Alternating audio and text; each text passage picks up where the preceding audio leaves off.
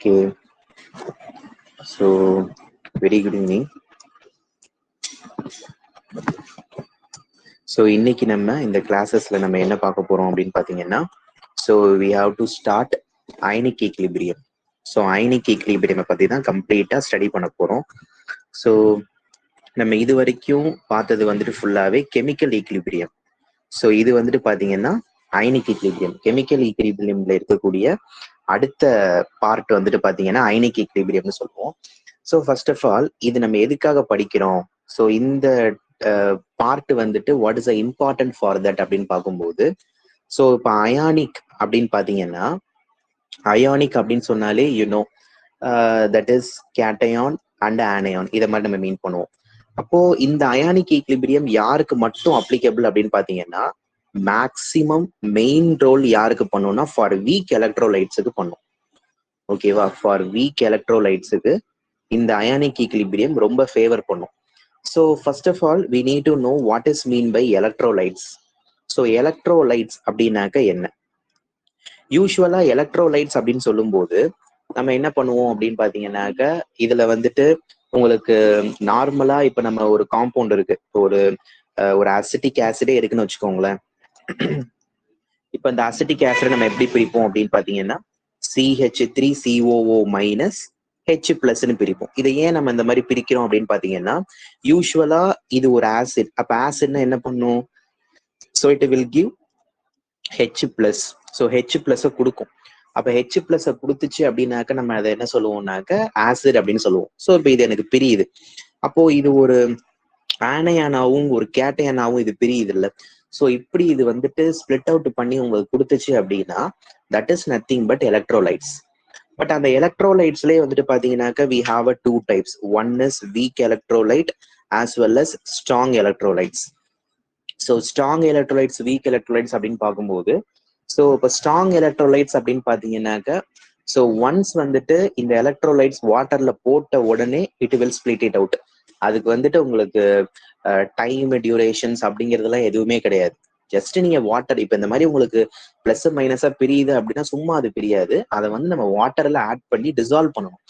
So எந்த அளவுக்கு அது வந்துட்டு போட்ட செகண்ட்லயே அது ஸ்ப்ளிட் அவுட் ஆகுதோ அது ஸ்ட்ராங். ஸோ கொஞ்சம் டைம் எடுத்து ரொம்ப ஒரு 1 day இல்ல ஒரு ஹாஃப் அ டே இல்ல ஒரு 1 hour 2 hour அந்த மாதிரி டைம் எடுத்து அது டிசால்வ் உங்களுக்கு ஸ்ப்ளிட் அவுட் ஆகி வருது அப்படின்னா அது வந்துட்டு நமக்கு வீக் எலக்ட்ரோலைட்ஸ் அப்படிங்கிற மாதிரி நம்ம மீன் பண்ணுவோம். சரிங்களா? ஸோ அப்ப இதுதான் வந்துட்டு பாத்தீங்கன்னா அந்த எலக்ட்ரோலைட்ஸை பத்தின ஒரு இன்ஃபர்மேஷன். சரிங்களா? அதே மாதிரி இந்த அயனிக் ஈக்லிபிரியம் அப்படிங்கிறது மேக்சிமம் இதுல என்னெல்லாம் பாசிபிலிட்டிஸ் இருக்கு அப்படின்னு பாத்தீங்கன்னா, பாசிபிள் ஃபார் ரிவர்சபிள் ரியாக்ஷன். இப்ப இதை நீங்க கேட்கலாம், வீக் எலக்ட்ரோலைட்ஸா இருக்கே, இது வந்துட்டு திரும்ப ஒரு ஃபார்வர்ட் ரியாக்ஷன் நடந்து அகைன் ஒரு பேக்வர்ட் ரியாக்ஷன் நடக்கிறதுக்கு பாசிபிள் இருக்கா அப்படின்னா, எஸ், கம்பல்சரி, கண்டிப்பா இது நடக்கிறதுக்கு பாசிபிலிட்டிஸ் இருக்கு. ஸோ எந்த அளவுக்கு அது ஃபார்வர்ட் நடக்குதோ அந்த அளவுக்கு இது பேக்வர்டாவும் நடக்கும். ரிவர்சபிள் ரியாக்ஷனும் இங்க பாசிபிள் இருக்கு அப்படிங்கிறாங்க. நெக்ஸ்ட் அதே மாதிரி இது எதுல மேக்சிமம் நடக்கிறதுக்கு சான்சஸ் இருக்குன்னா, க்ளோஸ்டு வெசல்ல. இதேதான் நம்ம வந்துட்டு கெமிக்கல் ஈக்லிபிரியத்திலையும் பேசியிருப்போம். கெமிக்கல் ஈக்லிபிரியத்திலையும் இதே மாதிரி தான் நம்ம வந்துட்டு அது இது பண்ணி கொடுக்கும் இல்லையா? ஸோ அந்த கான்செப்டை நம்ம இதுல மீன் பண்ணி சொல்றது. இது அயனிக் ஈக்லிபிரியம்ல நம்ம சொல்லுவோம். புரியுதுங்களா? இப்ப அதே மாதிரி இன்னொரு விஷயம் என்ன அப்படின்னு பாத்தீங்கன்னா, இப்போ ஒரு மேட்டர் இருக்கு. இப்போ ஒரு மேட்டர் இருக்கு அப்படின்னாக்க இதை வந்துட்டு நான் அவங்க ரெண்டா பிரிக்கிறாங்க. ஸோ ஒன்னு வந்துட்டு பாத்தீங்கன்னா எலக்ட்ரோலைட்ஸ், ஒன்னு வந்துட்டு எலக்ட்ரோலைட், இன்னொன்னு வந்துட்டு பாத்தீங்கன்னாக்க திஸ் இஸ் நான் எலக்ட்ரோலைட். இதை வந்து இந்த மாதிரி ரெண்டா பிரிக்கிறோம். எலக்ட்ரோலைட், அனதர் ஒன் இஸ் நான் எலக்ட்ரோலைட் அப்படின்னு சொல்லிட்டு. ஸோ இப்போ எலக்ட்ரோலைட் அப்படின்னாக்க இப்போ நம்மளுக்கு தெரியும். இப்போ எலக்ட்ரோலைட்னாக்க நம்மளுக்கு என்ன, இப்போ எதெல்லாம் வந்துட்டு உங்களுக்கு வாட்டர்ல போட்டோன்னு சார்ஜஸா, அது வீக்கா இருக்கட்டும் ஸ்ட்ராங்கா இருக்கட்டும் whatever it is, but it will going to split it out. Plus மைனஸா உங்களுக்கு அது ஸ்பிளிட் அவுட் ஆகுது. ஆனா நான் எலக்ட்ரோலைட் அப்படின்னு சொல்லும்போது இது வந்துட்டு பாத்தீங்கன்னா உங்களுக்கு ஸ்பிளிட்டே ஆகாது. அப்படியே நீங்க போட்ட இப்போ ஒரு ஸ்டோனை வந்துட்டு வாட்டர்ல போட்டீங்கன்னாக்க என்ன மாதிரி ரியாக்ஷன்ஸ் இருக்குமோ அதே மாதிரிதான். ஸ்டோனை போட்டீங்கன்னா அப்படியே தான் கிடக்கும். அது உங்களுக்கு எந்த விதமான ரியாக்ஷனுமே இருக்காது. அதுதான் வந்துட்டு நான் எலக்ட்ரோலைட். அப்ப அந்த எலக்ட்ரோலைட்டுக்கு எப்பயுமே அவங்க ஒரு வேல்யூ சொல்றாங்க. என்ன வேல்யூ அப்படின்னு பாத்தீங்கன்னா தட் இஸ் ஐ. ஓகேவா? ஐ வேல்யூ எப்பயுமே என்னன்னாக்க உங்களுக்கு நாட் ஈக்குவல் டு 1ல இருக்கும். அது என்ன ஐ வேல்யூ? ஐன்னா முதல்ல என்ன சொல்லுவோம்? ஸோ ஐங்கிறது நத்திங் பட் நம்ம எவ்வளோ அயான்ஸ் வந்துட்டு பிரியுது அப்படின்னு சொல்றதுதான் ஐ. ஸோ அப்போ உங்களுக்கு எலக்ட்ரோலைட்ஸ்ல வந்துட்டு உங்களுக்கு ஒரு அயான்ஸ் மட்டும் கிடையாது, எத்தனையோ அயான்ஸ் பிரியலாம். அதனாலதான் நாட் ஈக்குவல் டு 1. ஸோ நான் எலக்ட்ரோலைட்ல வந்துட்டு ஐ ஈக்குவல் டு 1 தான். ஸோ ஒரே ஒரு அயான் தான் இருக்க போகுது, that is I is equal to 1. அப்ப எலக்ட்ரோலைட்டுக்கு என்னெல்லாம் எக்ஸாம்பிள் சொல்லலாம் அப்படின்னு பாத்தீங்கன்னா, ஸோ மேபி ஆசிட்ஸை சொல்லலாம், சரியா? இதே வந்துட்டு பேஸை சொல்லலாம், இதே வந்துட்டு சால்ட்டை சொல்லலாம். ஸோ இதெல்லாம் வந்துட்டு பாத்தீங்கன்னாக்க these are the examples for electrolytes. அப்போ இப்போ ஃபார் எக்ஸாம்பிள் வந்துட்டு இப்போ ஒரு HCl இருக்கு அப்படின்னாக்க இதை வாட்டர்ல போட்டோம்னா it will split it out into H plus Cl minus. இப்போ அதே NaOH இருக்கு அப்படின்னு பாத்தீங்கன்னா it will split it out into Na plus OH minus.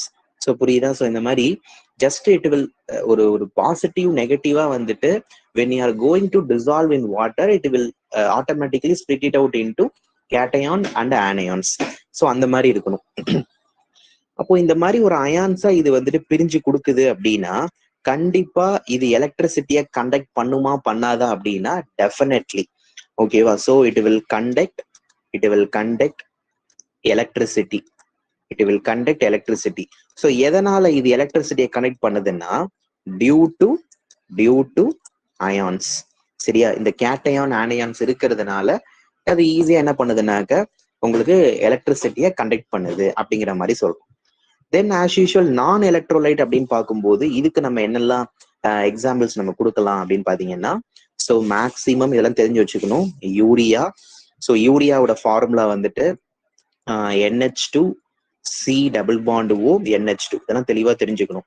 ஏன்னா யூரியாங்கிறது வந்துட்டு பாத்தீங்கன்னாக்க உங்களுக்கு ஆர்கானிக் கெமிஸ்ட்ரியில ஃபர்ஸ்ட் வந்த ஒரு கண்டுபிடிச்ச ஒரு காம்பவுண்ட் அப்படின்னாக்க அது யூரியா தான். Next another compound that is glucose.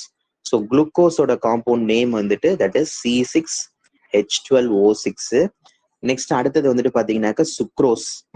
So இதெல்லாம் ரொம்ப காம்ப்ளெக்ஸ் மாலிக்யூல். சுக்ரோஸோட ஃபார்முலா C12H22O11. ஸோ இதெல்லாம் we cannot break down. So it is one of the polymerized compounds. So சுகருங்கிறது it is one of the biomolecules. நம்மளுடைய பாடியில ஃபேவரா இருக்கிறது. ஏன்னா டிஎன்ஏல வந்துட்டு மெயின் ரோல் பண்றதே சுகர் தான். ஸோ சுகர் வந்துட்டு உங்களுக்கு அதிகமானாலும் it will danger only. So இதே வந்துட்டு சுகர் கம்மியானாலும் நம்மளுக்கு அது ப்ராப்ளம் தான். லோ சுகர் ஹை சுகர் அப்படின்னு சொல்றாங்களா? அப்போ சுகர் வந்துட்டு இட் வில் மெயின்டெனன்ஸ். அப்போ அதை வந்து நம்ம என்ன பண்ண முடியாது, பிரிக்க முடியாது. ஸோ அதுதான் இந்த இடத்துல சொல்றாங்க. அப்ப இங்க எலக்ட்ரிசிட்டி உங்களுக்கு கண்டக்ட் ஆகுமா அப்படின்னா எஸ், நோ எலக்ட்ரிசிட்டி.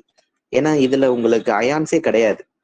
ஸோ அயான்ஸே இல்லைங்கிறதுனால here there is no electricity.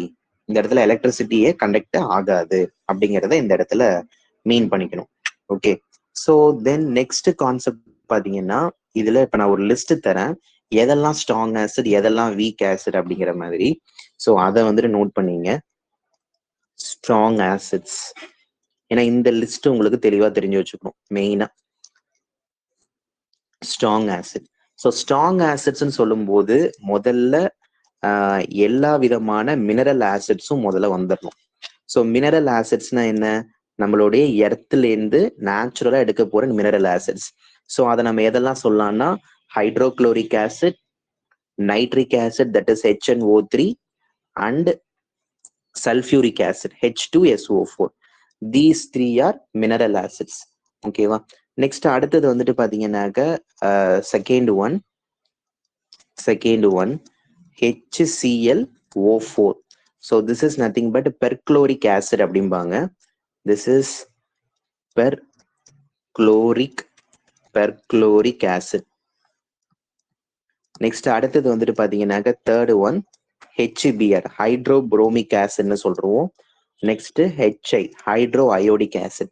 So these are all strong acid. ஆக்சுவலா இந்த மினரல் ஆசிட்ஸ் எல்லாமே இது எல்லாமே என்ன ஆசிட்ஸ்ன்னு சொல்லுவோம்னா திஸ் இஸ் இன்ஆர்கானிக் ஆசிட்ஸ் அப்படிம்பாங்க. These are all inorganic acids. Okay. நமக்கு ஸ்ட்ராங் பேஸுக்கான லிஸ்டையும் தெரிஞ்சுக்கணும். Strong base. ஸோ இதுல வந்துட்டு நம்மளுக்கு யாரெல்லாம் சொல்லுவோம் அப்படின்னு பாத்தீங்கன்னா KOH, potassium hydroxide. இந்த ஹைட்ராக்சைடுங்கிற வார்த்தை வந்துட்டு whenever the OH ions it will going to mingle with any one of the metal means that is nothing but like base இல்லைனாக்கா ஹைட்ராக்சைடுன்னு சொல்லுவோம். ஸோ ஹைட்ராக்சைடுனாக்கா OH. Next sodium hydroxide, next barium hydroxide, barium hydroxide.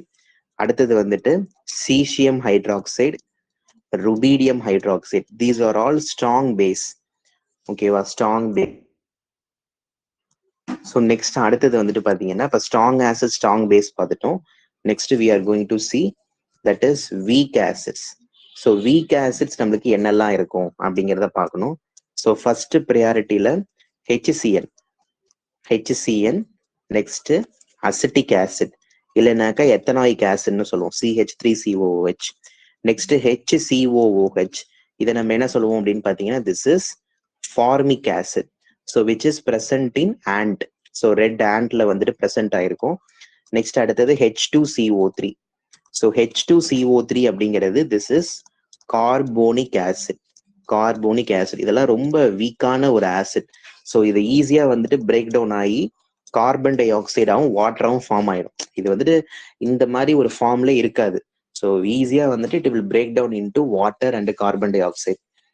Next again another one H3PO3. H3PO3நாக்க நம்ம என்ன சொல்லுவோம்னாக்க phosphoric acid.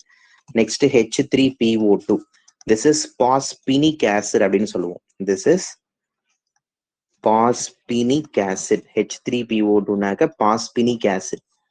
Next அடுத்தது BOH thrice. ஆக்சுவலா இதை நம்ம என்ன சொல்லுவோம்னா போரிக் ஆசிட் அப்படின்னு சொல்லுவோம். This is boric acid. So இப்போ இதே ஃபார்முலாவை உங்களுக்கு அவங்க எப்படி கொடுக்கலாம் அப்படின்னா H3BO3 அப்படின்னு கொடுக்கலாம். ஸோ பிகாஸ் H 3 டைம்ஸ் இருக்கு, B ஒரு டைம்ஸ், அது மாதிரி ஓவும் 3 டைம்ஸ் இருக்கு. So boric acid. Okay, so these R week acids. Week acids கேட்டகரியில இருக்கிறது. இப்போ அதே மாதிரி வீக் பேஸ் பார்க்கணும். ஸோ வீக் பேஸ்ல இந்த லிஸ்ட் எல்லாம் கரெக்டாக நோட் பண்ணீங்க. பண்ணாம இருந்தீங்கன்னாக்க இட் இஸ் அ ப்ராப்ளம். சரியா, ஸோ ஈஸியா இது மறந்துடும். ஸோ வீக் பேஸ் அப்படின்னு பார்த்தீங்கன்னாக்க அமோனியம் ஹைட்ராக்சைடு, NH4OH அப்படின்னா ammonium hydroxide. Next CuOH twice, copper hydroxide. Next zinc hydroxide, ZnOH twice. Next FeOH thrice, ferrous hydroxide. Next aluminium hydroxide, AlOH thrice. So இதெல்லாமே நம்ம என்ன மீன் பண்ணுவோம் அப்படின்னு பார்த்தீங்கன்னாக்க லைக் வீக் பேஸ் அப்படிங்கிற மாதிரி சொல்லுவோம். ஸோ வீக் பேஸ் அப்படின்னாக்க இதுதான். So these are all weak base.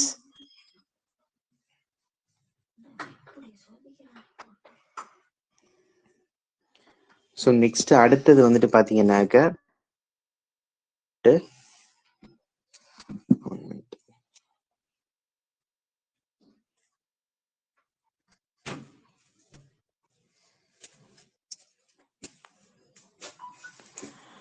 Okay, so இப்போ இது வரைக்கும் வந்துட்டு நம்ம என்ன பார்த்தோம்னாக்க weak acid weak base. So அந்த ஒரு கான்செப்ட் எப்படி இருக்கு அப்படிங்கிறத பார்த்தோம். ஸோ இப்போ இதெல்லாம் பேஸ் பண்ணி ஒரு லா இருக்கு. ஸோ அந்த லா வந்துட்டு என்ன அப்படின்னாக்க that is one important law, that is Ostwald's dilution law. Ostwald dilution law. So Ostwald அப்படிங்கிற ஒரு சயின்டிஸ்ட் வந்துட்டு இந்த லாவை இன்ட்ரோடியூஸ் பண்றாரு. ஸோ இந்த லால அவர் என்ன மீன் பண்றாரு, மெயினா அவர் என்ன மீன் பண்றாரு அப்படின்னா, ஸோ எப்பெல்லாம் கான்சென்ட்ரேஷன் கம்மி ஆகுதோ, கான்சென்ட்ரேஷன் கம்மி ஆகுதுன்னா என்ன அர்த்தம், டைல்யூஷன் வந்துட்டு அதிகமாகுதுன்னு அர்த்தம். கரெக்டா, கான்சென்ட்ரேஷன் கம்மி ஆகுதுன்னா டைல்யூஷன் அதிகமாகுது. ஸோ எப்பெல்லாம் கான்சென்ட்ரேஷன் கம்மி ஆகுதோ அப்பெல்லாம் டிகிரி ஆஃப் டிசோசியேஷனும் உங்களுக்கு டிசோசியேஷன் என்ன ஆகும்னா அதிகமாகும் அப்படின்னு அவர் சொல்றாரு. ஏன்னா நம்ம என்ன நினைப்போம் யூஸ்வலா எப்பெல்லாம் டைல்யூஷன்ஸ், ஏன்னா இப்ப நம்மளுக்கு அதான கான்செப்ட். இப்போ ஒன்றும் இல்லை, இப்போ வந்துட்டு இப்போ ஒரு சோடியம் குளோரைடு இருக்கு. இப்போ இந்த சோடியம் குளோரைடு வந்துட்டு யூஸ்வலா சாலிட் ஸ்டேட்ல இருக்கு. இப்போ இதை தூக்கி நான் இப்போ இதுல வந்துட்டு பாத்தீங்கன்னாக்கா ஆல்பா வேல்யூ 0, ஏன்னா உங்களுக்கு நோ டிசோசியேஷன். ஏன்னா that will present in solid state. So அதனால அதுக்கு எந்த விதமான டிசோசியேஷனும் இருக்காது. இப்ப இந்த சோடியம் குளோரைடை நான் எதுல போடுறேன்னாக்கா ஒரு வாட்டர்ல போடுறேன். இப்போ வாட்டர்ல போட்ட உடனே இது என்னவாகும்னா Na+Cl-, கரெக்டா? ஸோ அப்போ அது உங்களுக்கு என்னவா ஸ்பிளிட் அவுட் ஆகுதுன்னா பிளஸ் மைனஸா ஸ்பிளிட் அவுட் ஆகுது. அப்போ உங்களுக்கு அந்த ஸ்பிளிட்டிங் அப்படிங்கிறது எப்ப நடக்குதுன்னா whenever you are using the water, that is aqueous மீடியத்துல இருக்கும்போது it will going to split it out. அப்போ இந்த சாலிடோடைய கான்சென்ட்ரேஷனை நீங்க எப்ப கம்மி பண்றீங்களோ ஸோ அந்த டைம்ல வந்துட்டு அந்த டிசோசியேஷன்ங்கிறது அதிகமா இருக்கு. ஸோ மெயின்லி அதுவும் இவரோடைய ஓகே இது ஜென்ரலான ஒரு கான்செப்ட். பட் இவருடைய அச்சீவ்மெண்ட் இதுல என்ன அப்படின்னா இவர் வந்துட்டு இந்த கான்செப்டை எங்க அவர் அப்ளை பண்றாருன்னா வீக் எலக்ட்ரோலைட்டுக்கு அப்ளை பண்றாரு. இவருடைய மெயின் அச்சீவ்மெண்ட்டே அதுதான். ஏன்னா வீக் எலக்ட்ரோலைட்டை அந்த அளவுக்கு டிசோசியேட் பண்றதுங்கிறது அவ்வளவு பெரிய விஷயம் கிடையாது. அதுக்கு நம்ம நிறைய ஒர்க் பண்ணணும். பட் ஆனா அந்த டிசோசியேஷனுக்கான அந்த டிகிரி ஆஃப் டிசோசியேஷனே வந்துட்டு இவர் கொஞ்சம் அச்சீவ் பண்ணி சொல்றாரு. சரியா? ஸோ கீழே எழுதிக்கோங்க. The degree of dissociation, the degree of dissociation of a weak electrolyte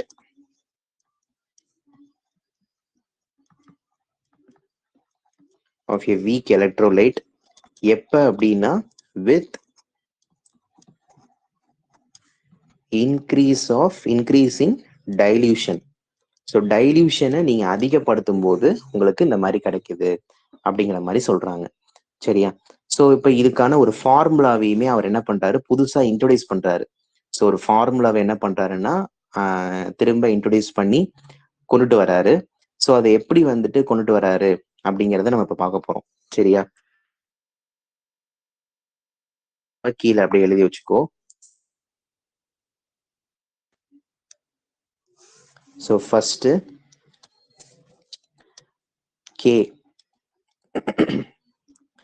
KEQ equal to C alpha square divided by 1 minus alpha. So ஆல்ஃபானா தெரியும், டிகிரி ஆஃப் டிசோசியேஷன். சிங்கிறது வந்துட்டு பாத்தீங்கன்னா கான்சென்ட்ரேஷன். மேபி அது மொலாரிட்டியா இருக்கலாம், இல்லைன்னாக்க மொலாலிட்டியா இருக்கலாம். ஓகேவா? ஸோ ரெண்டத்துல ஏதாவது ஒன்று அவங்க மென்ஷன் பண்ணியிருப்பாங்க. இதே உங்களுக்கு வந்துட்டு ஆல்ஃபா வேல்யூ உங்களுக்கு வேணும், ஆல்ஃபா வேல்யூ கால்குலேட் பண்ணணும்னா alpha is equal to root of equilibrium constant divide by concentration. So இப்போ இந்த கான்சென்ட்ரேஷனுக்கு பதிலாக இப்போ நம்ம மொலாரிட்டி ஃபார்முலா என்ன? Equal to number of moles divide by வால்யூமா. இதை நம்ம இந்த சிக்கு பதிலாக அப்ளை பண்ணீங்க அப்படின்னா so KEQ divide by N, டிவிஷன்ல இருக்கிற வால்யூம் மேல போகும்போது மல்டிப்ளிகேஷனுக்கு இப்படி போகும். சரியா? இப்ப நம்மளோட ஈக்குவேஷன் என்ன? Alpha is equal to root of KEQ divided by concentration. இப்ப நான் என்ன பண்ணிருக்கேன் அப்படின்னா இந்த கான்சென்ட்ரேஷன் இருக்குல்ல, இதை நான் மொலாரிட்டியா கன்சிடர் பண்ணியிருக்கேன். இந்த கான்சென்ட்ரேஷனை மொலாரிட்டியா கன்சிடர் பண்ணியிருக்கேன். மொலாரிட்டியோட formula number of moles divided by volume. இதை கொண்டாந்து இங்க சப்ஸ்டியூட் பண்றீங்க. ஸோ இப்போ alpha is equal to root of KEQ divide by சிக்கு பதிலாக N, இந்த வியை மல்டிப்ளிகேஷன்ல போட்டுடுறீங்க. அப்ப இதுல இருந்து உங்களுக்கு என்ன விஷயம், என்ன இன்ஃபர்மேஷன் நீங்க இதை கேதர் பண்றீங்க அப்படின்னா ஸோ மெயின் திங் இப்ப இந்த ஆல்ஃபாவும் இந்த கான்சென்ட்ரேஷனையும் பாருங்க. ஸோ நோட் அப்படின்னு போட்டுக்கோ. So alpha directly proportional. இது வேற அது வேற. இது டிகிரி ஆஃப் டிசோசியேஷன், இது டைரக்ட்லி ப்ரொபோர்ஷனல். ஸோ 1/√C, கரெக்டா? 1/√C. தென் விச் இஸ் அது இப்ப இந்த மாதிரி நம்ம கொடுத்தாச்சு. தென் கான்சென்ட்ரேஷன் நம்ம வந்துட்டு இந்த மாதிரி கன்சிடர் பண்ணி கொடுத்தாச்சு. Then which is directly proportional to root of volume. அப்போ இதுல இருந்து நம்மளுக்கு என்ன விஷயம் தெரியுதுன்னா டிகிரி ஆஃப் டிசோசியேஷனும் இங்க இருக்கக்கூடிய கான்சென்ட்ரேஷனுக்கும் ஒண்ணுக்கு இன்வெர்ஸ்லி ப்ரொபோர்ஷனல். டிகிரி ஆஃப் டிசோசியேஷனும் வால்யூம் அதை நம்ம ரூட்ல எழுதணும். ரூட்ல எழுதி நம்ம அதை கொண்டு வரணும். ஓகேவா? ஸோ இந்த கான்செப்டை மெயினா தெரிஞ்சு வச்சுக்கோங்க. நெக்ஸ்ட் அடுத்தது இதுலயே வந்துட்டு இன்னொரு விஷயம் அதுல உங்களுக்கு சொல்றாங்க. கீழே எழுதிக்கோங்க இந்த நோட்லயே. அடுத்த point, 2 dissociation, degree of dissociation இருந்ததுன்னா alpha 1 divide by alpha 2 equal to root of C2 by C1 இப்படி எழுதலாம். கரெக்டா? இந்த மாதிரி எழுதலாம். இப்போ இதே விஷயத்த நம்ம வேற எப்படி எழுதலாம் அப்படின்னா, கான்சென்ட்ரேஷனுக்கு பதிலாக நம்ம வால்யூமை கொடுக்கலாம். கரெக்டா? அப்ப α1 divided by α2 equal to root of V1 by V2. ஏன்னா கான்சென்ட்ரேஷனும் இதுவும் வால்யூமும் ஒண்ணுக்கு ஒண்ணு உங்களுக்கு இன்வெர்ஸ்லியில இருக்கும்ல. ஸோ அதனால மாத்தி எழுதுறேன் V1 V2. நான் உங்களுக்கு கொஸ்டின்ஸ் கொடுக்குறேன், இதை நல்லா கவனிங்க. So if concentration is increased 4 times நான் அந்த நோட்ல இன்னொரு ஒரு பாயிண்ட் எழுதிங்க, இது ரொம்ப முக்கியம். சப்போஸ் நம்மளுக்கு வந்துட்டு வால்யூம் உங்களுக்கு அதிகமாகுதுன்னு வச்சுங்களேன், வால்யூம் இன்க்ரீசஸ், நோட்ல எழுதிக்கோங்க, நோட் அப்படின்னு போட்டு வால்யூம் இன்க்ரீஸ் ஆனிச்சு அப்படின்னா இந்த கான்செப்ட் எங்க நீங்க சொல்லணும், இன் கேஸ் ஆஃப் டைல்யூஷன். ஏன்னா டைல்யூஷன்ல தானே வாட்டரோடைய கண்டென்ட் அதிகப்படுத்துவீங்க, அப்போ வால்யூம் அதிகம். கரெக்டா? வால்யூம் எப்ப கம்மி ஆகும், in case of concentration. So அங்கதான் உங்களுக்கு வால்யூம் வந்துட்டு கம்மி ஆகும். சரியா? ஓகே, இந்த கொஸ்டின் எழுதிக்கோ. If concentration is increased 4 times, alpha becomes dash times னு கேக்குறாங்க. இப்போ இதுக்கு எப்படி ஆன்சர் பண்ணுவீங்க? உங்களுக்கு கான்சென்ட்ரேஷனை அதிகப்படுத்துறாங்க 4 times. அப்ப நமக்கு என்ன ஃபார்முலா, அப்போ வந்துட்டு ஆல்பா என்னவா இருக்குன்னு கேக்குறாங்க. அப்ப நமக்கு ஃபார்முலா தெரியும், alpha which is directly proportional to 1 by root C. அப்போ உங்களுக்கு வந்துட்டு பாத்தீங்கன்னாக்க இப்ப ஆல்பா என்ன அப்படிங்கறதான கொஸ்டின். அப்ப நீங்க எப்படி போடுவீங்க, alpha which is directly proportional to concentration எவ்வளவு இருக்கு, 4 இருக்கு. அப்ப ரூட் 4ங்கிறது ரூட் 2 தானே, சாரி ரூட் 4ங்கிறது 2. அப்ப உங்களுக்கு ஆன்சர் என்ன வரும், 1 by 2 times. கரெக்டா? இப்ப அதே மாதிரி இன்னொரு ஒரு கொஸ்டின் கொடுக்குறாங்க, second question. If concentration decreased, ஓகேவா, நீங்க ஃபுல்லா எழுதிங்க, டிக்ரீஸ்டு 16 டைம்ஸ்னு கொடுத்துருக்காங்க. அப்ப ஆல்பா பிகம்ஸ் டேஷ் டைம்ஸ். அதாவது உங்களுக்கு 16 டைம்ஸ் கான்சென்ட்ரேஷன் உங்களுக்கு என்ன ஆகுதுன்னா கம்மி ஆகுதான். கான்சென்ட்ரேஷன் உங்களுக்கு என்ன ஆகுது, கம்மி ஆகுது, 16 டைம்ஸுக்கு கம்மி ஆகுது. அப்போ உங்களுக்கு வந்துட்டு ஆல்பா பிகம்ஸ் எவ்வளோ டைம்ல இருக்கும் அப்படிங்கிற மாதிரி உங்கள்கிட்ட வந்துட்டு கொஸ்டின் கேட்குறாங்க. ஸோ அப்போ நீங்க என்ன பண்ணுவீங்க, இப்போ இந்த இடத்துல 16 டைம்ஸ் அப்படின்னாக்க சேம் அதே தான். So alpha directly proportional to 1 by root of 16. அப்ப 1 by root of 16 அப்படிங்கிறது நீங்க எப்படி இதை வந்துட்டு கொண்டு வருவீங்க அப்படின்னு பாத்தீங்கன்னா தட் இஸ் 4 times. சரியா? ஸோ 4 times அப்படிங்கிறது வந்துடும். Okay, so like that. So இந்த மாதிரி தான் நம்ம என்ன பண்ணுவோம் அப்படின்னு பாத்தீங்கன்னா இதை மேனிபுலேட் பண்ணி கொண்டு போறது. ஓகே,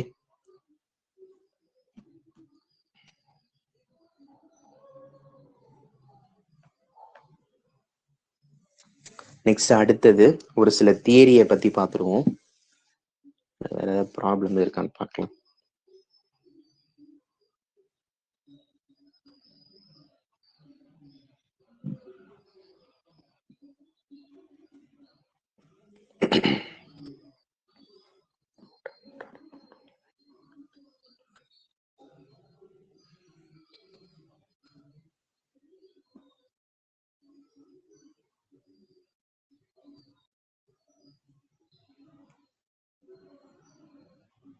ஸோ அது மாதிரி இதுல இன்னொன்று இது பார்ப்போம். இன்னொரு இது பார்த்தா கொஞ்சம் நம்மளுக்கு ஈஸியா புரியறதுக்கு வாய்ப்பு இருக்கு.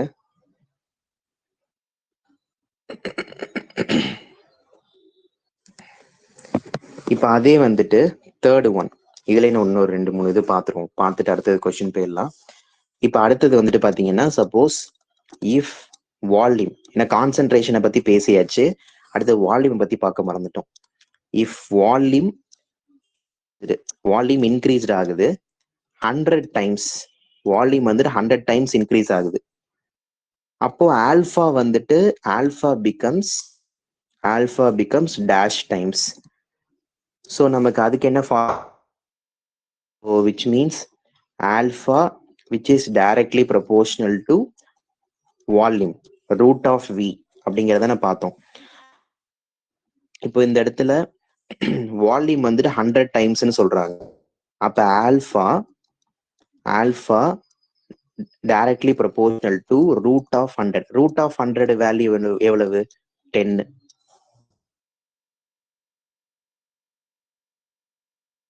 இன்னொரு ஒரு கொஸ்டின், இஃப் வால்யூம் வந்துட்டு டிக்ரோட் டைம்னா 25 டைம்ஸ், 25 டைம்ஸ் வந்துட்டு டிக்ரீஸ்ட் ஆகுது, அப்ப ஆல்பா பிகம்ஸ், ஆல்பாங்கிறது degree of dissociation, don't get confused. Alpha becomes, அப்ப நம்ம என்ன பண்ணுவோம், ஏன்னா வால்யூம் பத்தி தான் பேசுறாங்க, அப்ப ரூட் ஆஃப் 25, ரூட் ஆஃப் 25 அப்படிங்கிறது ரூட் ஆஃப் 25ங்கிறது 5. அப்போ உங்களுக்கு வந்துட்டு 1/5 டைம்ஸா, root of 25 5 times, root of 25ங்கிறது 5 times. So 5 become 5 times. Okay.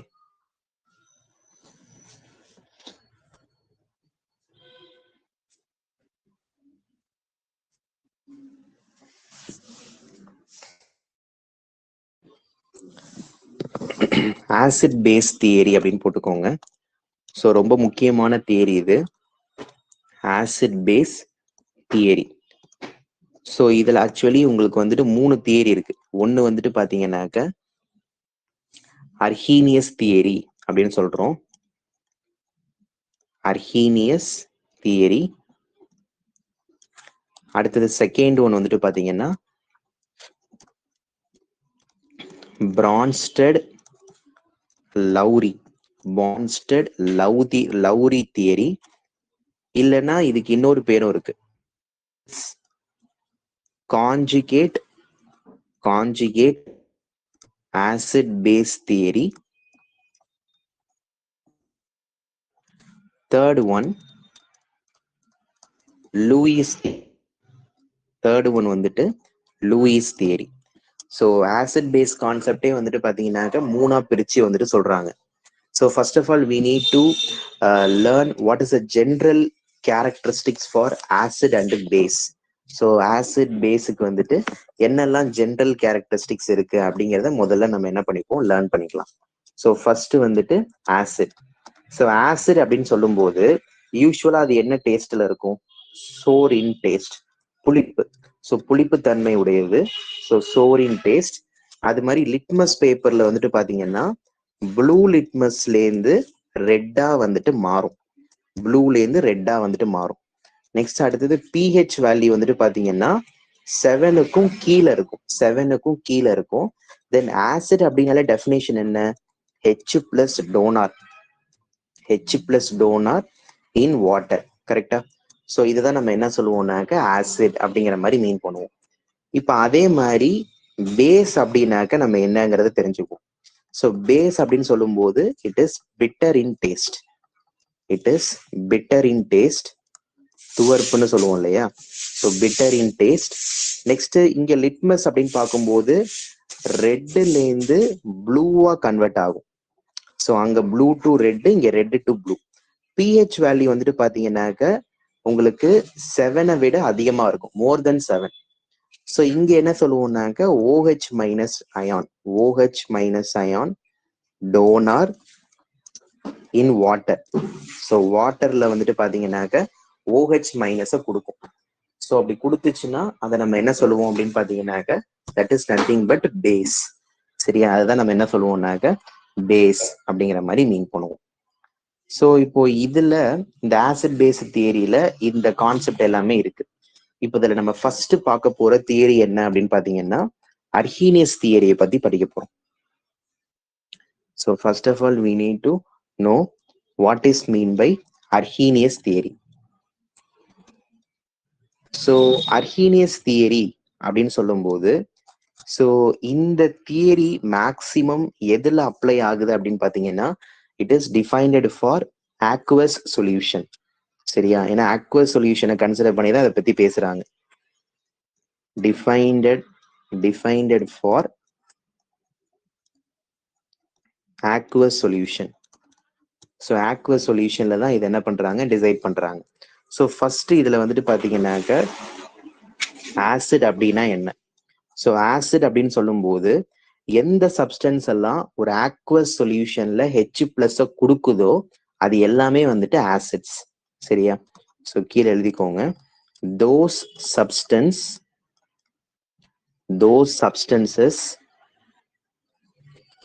which gives H+ ion in aqueous solution. So எதெல்லாம் வந்துட்டு H+ கொடுக்குதோ அது எல்லாமே என்னன்னாக்க ஆசிடு. ஸோ அதை தெரிஞ்சுக்கணும். ஸோ இப்போ ஃபார் எக்ஸாம்பிள் வந்துட்டு எக்ஸாம்பிளுக்கு பாருங்க. ஸோ இந்த H+ அயானுக்கு இன்னொரு பேரும் சொல்லுவாங்க. இன்னொரு பேர் என்ன சொல்லுவாங்கன்னா புரோட்டான். ஸோ இதுக்கு இன்னொரு பேர் வந்துட்டு புரோட்டான் அப்படின்னு சொல்லுவோம். ஸோ இப்போ ஃபார் எக்ஸாம்பிள் வந்துட்டு உங்களுக்கு இப்போ H+ இருக்கு. இப்போ இந்த H+ நான் வாட்டர்ல போடுறேன். ஸோ வாட்டர்ல போடும்போது இந்த ஆக்சிஜன்ல இருக்கக்கூடிய இந்த லோன் பேர் என்ன பண்ணும், H+ அக்செப்ட் பண்ணும். ஸோ அப்படி H+ அக்செப்ட் பண்ணுச்சுன்னா இட் வில் பிஹேவ் H3O+. கரெக்டா? H3O+. இதுக்கு பேர் என்ன சொல்றாங்கன்னா this is hydronium ion. Again இதுல என்ன பண்றாங்கன்னா அகைன் நீங்க வாட்டர் ஆட் பண்றாங்க. ஸோ அகைன் வாட்டர் ஆட் பண்ணும்போது இந்த ஆக்சிஜன்ல இருக்கக்கூடிய லோன் பேரை இந்த பிளஸ் வந்துட்டு அக்செப்ட் பண்ணும். அப்படி அக்செப்ட் பண்ணுச்சு அப்படின்னாக்க it will become H5O2+. Again நீங்க இதுல வாட்டர் ஆட் பண்ணீங்க அப்படின்னா இந்த ஆக்சிஜன்ல இருக்கிற லோன் பேர் வந்துட்டு இந்த பிளஸ் அக்செப்ட் பண்ணும். தென் H7O3+. அப்படியே போயிட்டே இருக்கும். ஸோ அப்படியே எக்ஸெட்ரா. ஸோ அப்படியே உங்களுக்கு இது போய்கிட்டே உங்களுக்கு இருக்க போகுது. பட் அதுல ஸ்டார்டிங் பாயிண்ட் உங்களுக்கு என்னன்னாக்கா அந்த H+ தான். அந்த H+ தான் உங்களுக்கு வந்துட்டு ஸ்டார்டிங் பாயிண்டே. ஓகேவா? அந்த புரோட்டான் வந்துட்டு வாட்டர்ல போட்ட உடனே it will become hydronium ion.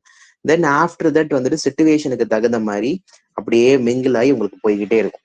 So இதுதான் வந்துட்டு ஆசிட்ஸ் அவர் கொடுக்கக்கூடிய டெஃபினேஷன். ஸோ அர்ஹீனியஸ் தியரியில அவர் என்ன டெஃபினேஷன் கொடுக்குறாருன்னா, so whenever the compound is diluted with water means, so that particular compound if it is donate H+ means that is nothing but acid. So what is the other name of H+ அப்படின்னு பார்க்கும்போது it is proton. சரியா? இப்ப அதே நம்ம பேஸை வச்சு படிப்போம். இப்ப பேஸ் அப்படின்னு பார்க்கும்போது ஸோ எந்த சப்ஸ்டன்ஸ் எல்லாம் aqueous சொல்யூஷன்ல OH அயான்ஸை கொடுக்குதோ, ஓகேவா? So those substance which gives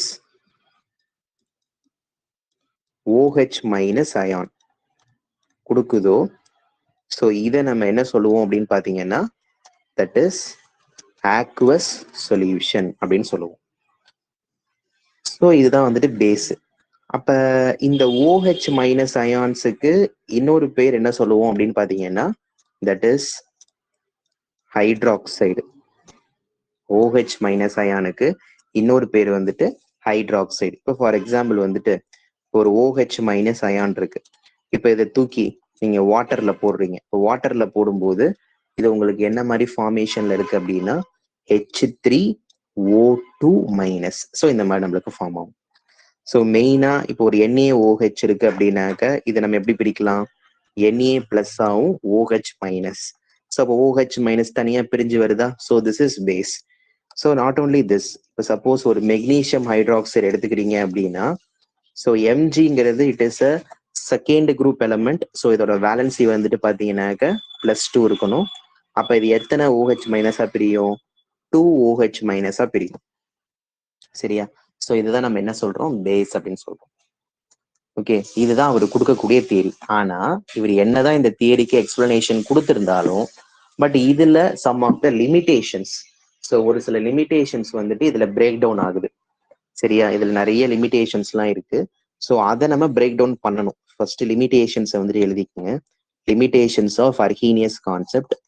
so என்னெல்லாம் லிமிடேஷன்ஸ் இருக்கு அப்படின்னு பார்த்தீங்கன்னா, ஸோ இவர் ஃபர்ஸ்ட் அர்ஹீனியஸ் கான்செப்டே நான் என்ன சொல்லியிருந்தேன், ஸோ மேக்சிமம் இந்த தியரி வந்துட்டு பார்த்தீங்கன்னாக்க ஒரு ஆக்வஸ் சொல்யூஷன்ல தான் அப்ளிகபிள் ஆகுதுங்கிற மாதிரி நான் சொல்லியிருந்தேன்.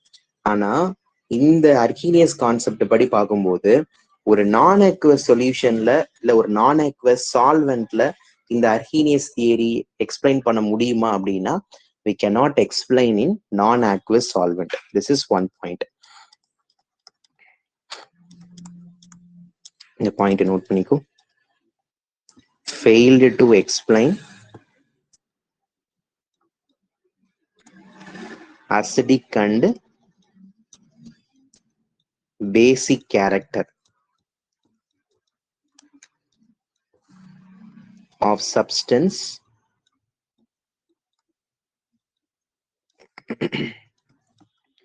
in non-aqueous solvents. ஸோ ஒரு நான் ஆக்வஸ் சால்வெண்ட்ஸ்ல ஸோ இதை நம்ம என்ன பண்ண முடியாது அப்படின்னு பார்த்தீங்கன்னா கன்சிடர் பண்ண முடியாது. ஃபெயில்டு. அடுத்த பாயிண்ட், இப்போ ஒரு நியூட்ரலி இப்போ ஒரு ஆசிட் பேஸ் இருக்கு. இப்போ இந்த ஒரு ஆசிட் பேஸை நம்ம ஒரு சால்வெண்ட்டே இல்லாத இடத்துல ஒரு ஆசிடையும் பேஸையும் கலந்தோம்னா அதை நம்ம நியூட்ரல்னு சொல்லுவோம். அந்த மாதிரி ஒரு நியூட்ரலைசேஷன் ப்ராசஸை நம்ம எக்ஸ்பிளைன் பண்ண முடியுதா இந்த தியரினா? No. These also it is a failed concept. Failed to explain the neutralization process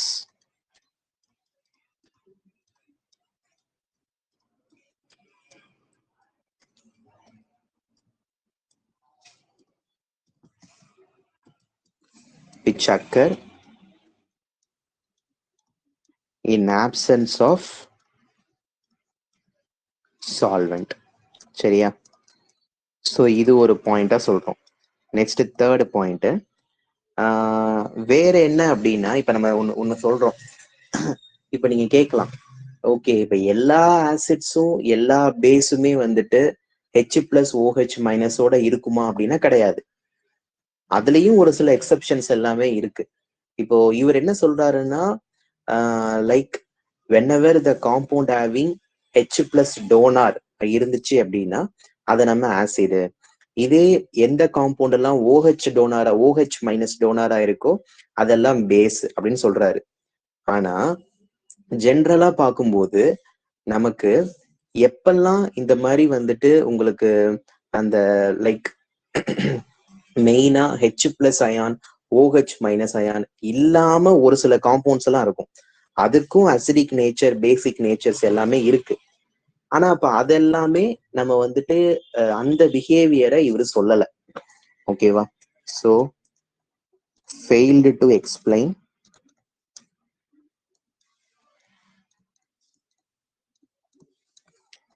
acidic and basic nature of substance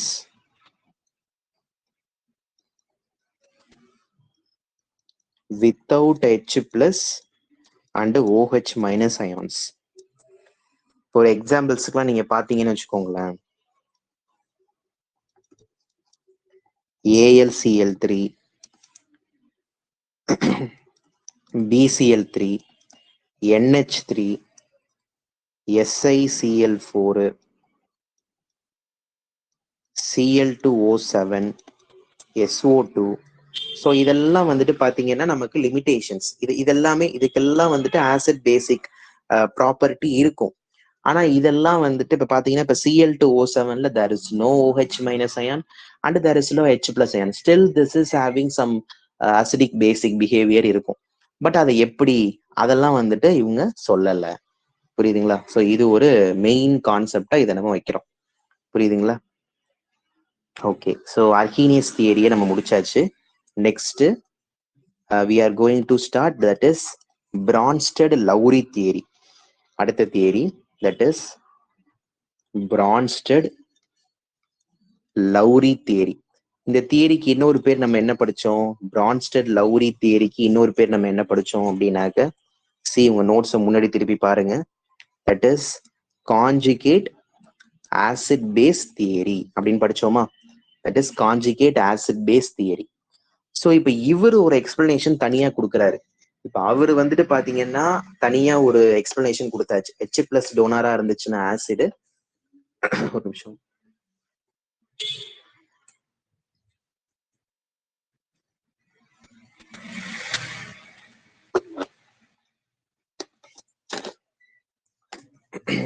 H+ டோனரா இருந்துச்சுன்னா ஒரு ஆசிட், OH மைனஸா இருந்துச்சுன்னா பேஸ்னா அவர் ஒரு எக்ஸ்பிளனேஷன் கொடுத்துட்டு போயிட்டார். ஆனா அவரு பண்ற ஒரு சில லிமிடேஷன்ஸ் எல்லாம் கொஞ்சம் பிரேக் டவுன் பண்ணணும். அதுக்காக இன்னொரு தியரி வருது. அப்ப அவரு வரத்துக்கு முன்னாடி இவர் ஒரு விஷயத்த சொல்லிட்டு வராரு. ஸோ ஆசிட்னா இப்படிதான் இருக்கணும் அப்படிங்கிற மாதிரி. இவரு கான்செப்ட் படி நம்ம பாக்குறோம் அப்படின்னா, எந்த சப்ஸ்டன்ஸ் எல்லாம் H+ கொடுக்குதோ, இப்ப நம்ம சொல்றோம் இப்ப H+ எதெல்லாம் வந்துட்டு H+ கொடுக்குதோ, ஆனா அவரு ஒன்லி ஆக்வஸ் சொல்யூஷன் சொன்னாரு. ஆனா இவரு எனி சால்வெண்ட், அது என்ன சால்வெண்டா வேணாலும் இருக்கலாம், போலாரா இருக்கலாம், ஆனா அவரு ஒரு பாயிண்ட் சொன்னாரு, ஆக்வஸ்ல மட்டும்தாங்கிற மாதிரி அர்ஹீனிய சொன்னாரு. ஆனா இவரு கொடுக்குறேன் பாருங்க, those substance which releases H+ ion in any solvent. இதுதான் இதுல இருக்கக்கூடிய கீ பாயிண்ட். சரியா? சோ எந்த சால்வெண்ட்னாக்க வாட்டரியா இருக்கிறது தான். சரியா? அது என்ன சால்வெண்டா வேணாலும் இருக்கலாம். சோ அதுல உங்களுக்கு அது H+ BH H+ அது உங்களுக்கு பிரிஞ்சு வரணும். அப்படி வந்துச்சுன்னா அதை நம்ம என்ன சொல்லுவோம்னாக்க ஆசிட். ஆனா இப்ப இதுல ஒரு விஷயம் சொல்றாங்க, இதை நல்லா கவனமா பாருங்க. இதுல ஒரு கான்செப்ட் இதுல மிங்கிள் ஆகி வரும். அதாவது இப்போ ஒரு HA, இதை நான் ஒரு ஆசிடா நினைச்சுக்கிறேன். சரியா? இது ஒரு HAவை ஆசிடா நினைச்சுக்கிறேன். இது H+ கொடுக்குது அண்ட் A- கொடுக்குது. நல்லா கவனிச்சிங்க. இப்ப இந்த H+ ஓகே, அது ஆசிடா இருக்கனால பிரிஞ்சு வருது. பட் இந்த A- இருக்குல்ல, இந்த A- ஒரு பேர் கொடுக்குறாங்க. அதுக்கு பேர் என்னன்னா தட் இஸ் கான்ஜுகேட் பேஸ்ங்கிறாங்க. ஆக்சுவலா மைனஸ் சார்ஜ் இருந்துட்டாலே அது மேக்சிமம் அது பேஸா தான் இருக்கும். ஏன்னா பேஸ்னா it's having the electron rich. ஆசிட்னாக்க எலக்ட்ரான் புவரா தான் இருக்கும். ஏன்னா H+ இல்ல. இப்ப பிளஸ்ன்னு வந்துட்டாலே அதுக்கு எலக்ட்ரான் வந்துட்டு புவரா இருக்கு. பட் மைனஸ்ன்னு வந்தாலே it's having the electron rich. அப்ப அதனால அது பேஸ் சொல்லியாச்சு. பட் கான்ஜுகேட்னு எதனால வருதுன்னா, ஒரு ஆசிடுக்கு அடுத்தபடியா இருக்கிறது. அப்ப அதோடைய கான்ஜுகேட் என்னன்னா பேஸ் தானே. புரியுதுங்களா? இப்ப நம்ம வந்துட்டு இப்போ நீங்க இருப்பீங்க, திரும்ப உங்களுக்கு முன்னாடி வந்துட்டு உங்க அப்பா அம்மா, திரும்ப தென் யுவர் ஃபாதர் மதருக்கு முன்னாடி வந்துட்டு உங்களுடைய grandfather grandmother. Okay? அப்ப கிராண்ட் ஃபாதர் கிராண்ட் மதர், இப்போ உங்களுடைய ஃபாதர் மதருடைய கான்ஜுகேஷன் யாரு அப்படின்னாக்க your grandfather and grandmother. அது மாதிரி உங்களுடைய கான்ஜுகேஷன் யாருன்னாக்க ஃபாதர் மதர். அப்ப அந்த ஒரு காம்பினேஷன் இருக்கணும், எதுல இருந்து வந்தாங்க அப்படிங்கிற மாதிரி. சரியா? அப்ப அந்த கான்ஜுகேட் பேஸுங்கிறது எதுல இருந்து வந்துச்சுன்னா ஆசிட்ல இருந்து வந்துச்சு. இந்த பேஸுங்கிறது ஆசிட்ல இருந்து வந்துச்சு. ஸோ அதனால அதை நம்ம கான்ஜுகேட் பேஸ் அப்படிங்கிற மாதிரி சொல்றோம். Then one thing you have to consider thing very important. கீழே நோட்டுன்னு போட்டுக்கோங்க. ஸோ என்னன்னா all Arrhenius acids or Bronsted acids,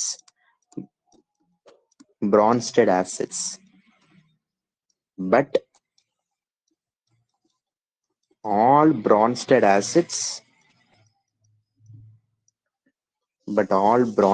acids are not Arrhenius acids. இந்த பாயிண்ட்ல இருந்து நம்ம என்ன தெரிஞ்சுக்கிறோம் அப்படின்னா, Arrhenius only H+ donor in aqueous solution. ஆனா பிரான்ஸ்டட் என்ன சொல்றாரு, H+ கொடுக்கும், பட் அட் எனி சால்வெண்ட். ஓகேவா? அப்போ ஒரு அர்ஹீனியஸ் ஆசிட்ஸையும், அர்ஹீனியஸ்னா அந்த கான்செப்ட்ல வரக்கூடிய ஆசிட்ஸ், அவ்வளவுதான். ஸோ ரெண்டு கான்செப்டும் சேம் தான். எல்லா அர்ஹீனியஸ் கான்செப்டும் பிரான்ஸ்டட் கான்செப்டா ஆக முடியும். ஆனா எல்லா பிரான்ஸ்டட் கான்செப்டும் அர்ஹீனியஸ் கான்செப்டா ஆக முடியுமா அப்படின்னா கிடையாது அப்படின்னு சொல்றாங்க.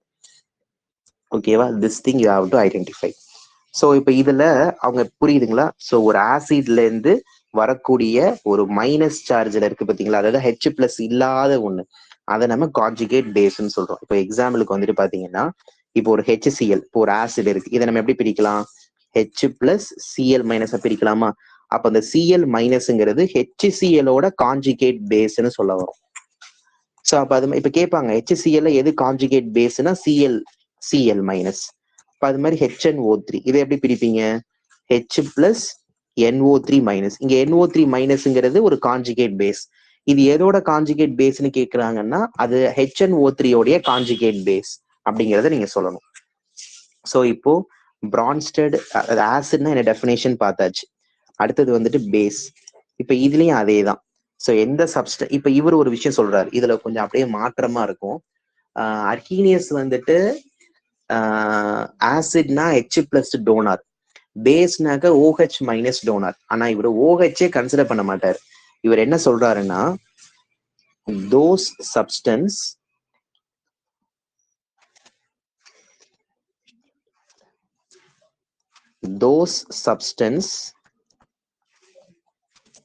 which accept H+, இதான் முக்கியம், accept H+ ion in any solvent.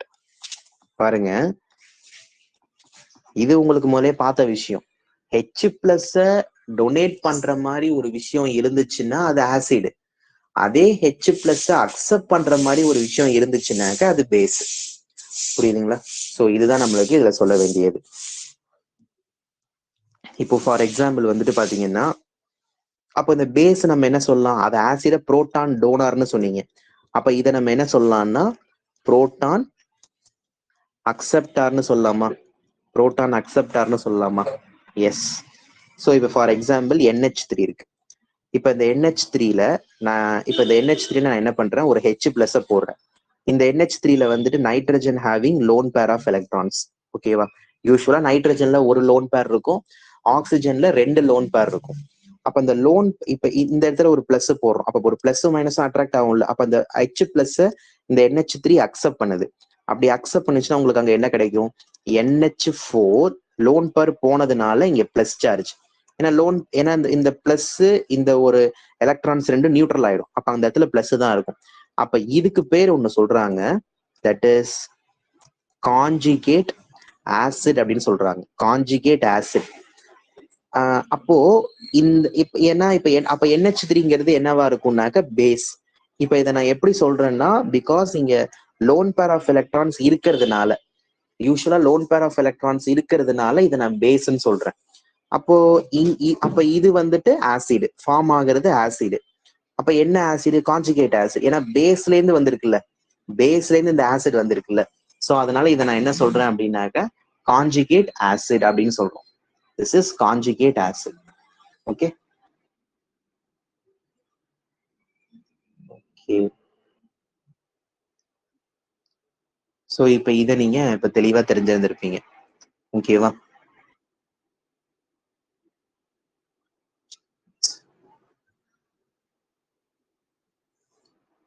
Next அடுத்தது வந்துட்டு பாத்தீங்கன்னா, நோட் அப்படின்னு போட்டு எழுதிக்கோங்க. நோட் அப்படின்னு போட்டு எழுதிக்கோ. ஸோ என்ன சொல்றோம்னாக்க, weak acids, first point, weak acids have, அந்த weak acidsல எனக்கு என்ன இருக்கும்னா have strong conjugate base இருக்கும். acidsல strong conjugate base இருக்கும். அதே மாதிரி அடுத்தது strong acidsல strong base, இது எல்லாத்துக்கும் நம்ம தனியா லிஸ்டே கொடுத்துட்டோம் இல்லையா? So strong acids have weak conjugate base. weak conjugate base. Okay. Next, அடுத்தது third point. So weak bases have strong conjugate acid. Weak bases have strong conjugate acids அப்படின்னு சொல்றோம். நெக்ஸ்ட் அடுத்தது வந்துட்டு strong bases have conjugate acids. Weak conjugate acids. சரியா? பாயிண்ட்ஸை நீங்க தெளிவா தெரிஞ்சுக்கணும். So I will tell you the shortcut. So how to find conjugate acid, how to find conjugate base அப்படிங்கிறத நான் ஒரு சின்ன ஷார்ட்கட்டா சொல்றேன். ஸோ அதை தெரிஞ்சு வச்சுக்கோங்க. It is very very very useful for your examination. Very easy. So ஈஸியா வந்துட்டு நீங்க எக்ஸாமினேஷன்ல இப்போ நான் சொல்ல போற கான்செப்டை நீங்க யூஸ் பண்ணிக்கலாம். சரியா? அதாவது ஏன்னா இப்போ ஒரு காம்பவுண்டை கொடுத்துட்டு அதுல எது வந்துட்டு கான்ஜுகேட் ஆசிட், எது கான்ஜுகேட் பேஸ், ஸோ அப்படிங்கிற மாதிரி உங்கள்கிட்ட கேட்பாங்க. ஸோ அந்த டைம்ல நம்ம எப்படி பண்றது அப்படிங்கிறத நம்ம சொல்ல போறோம். சரியா? கீழே நோட் எழுதிப்போங்க. So this is trick to identify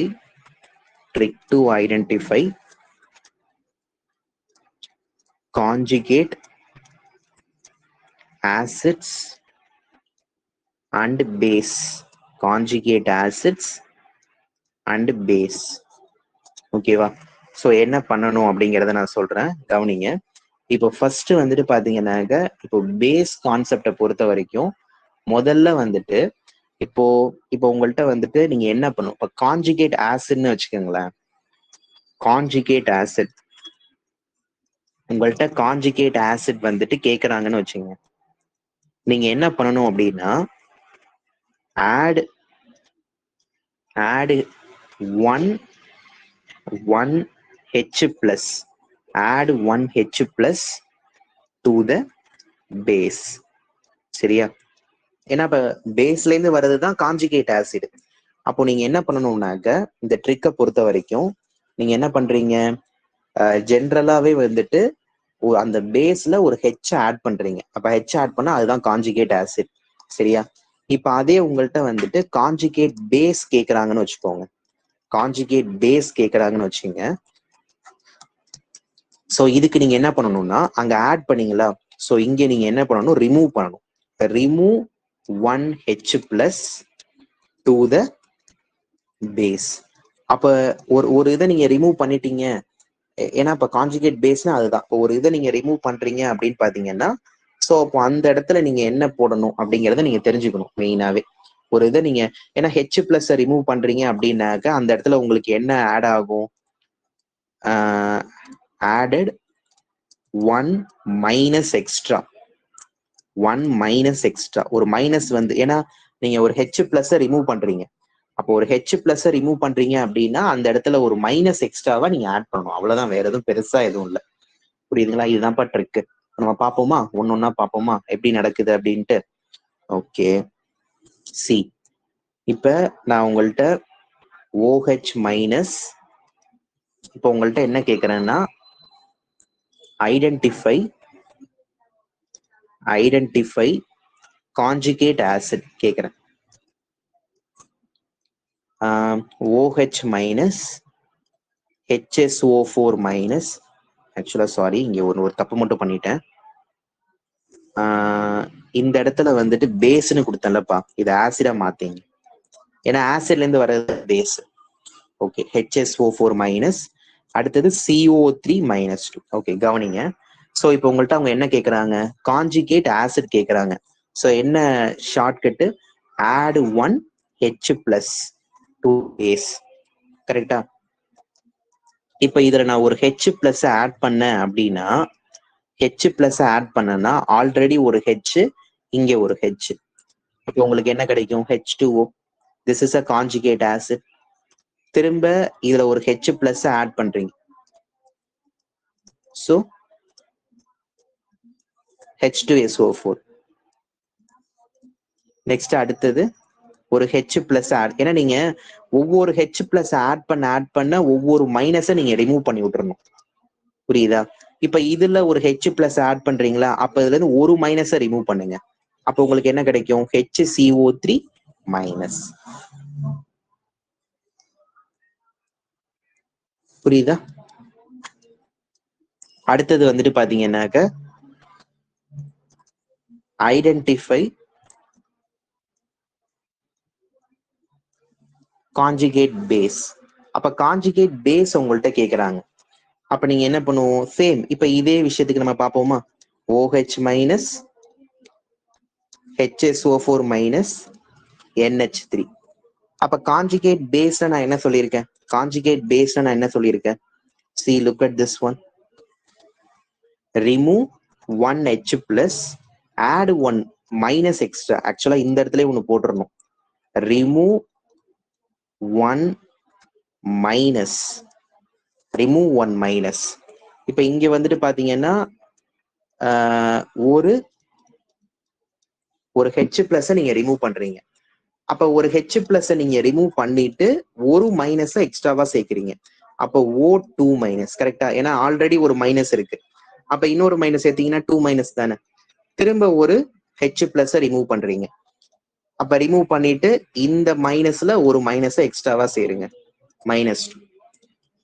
திரும்ப ஒரு ஹைட்ரஜன் எடுங்க. ஒரு ஹைட்ரஜன் எடுத்துட்டீங்கன்னா it will become NH2 minus. புரியுதா? ஸோ வெரி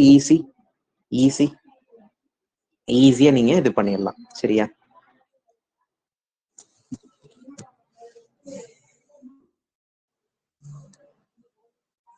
நெக்ஸ்ட் அடுத்தது வந்துட்டு பாத்தீங்கன்னா ஆம்ஃபோட்ரிக் நேச்சர்.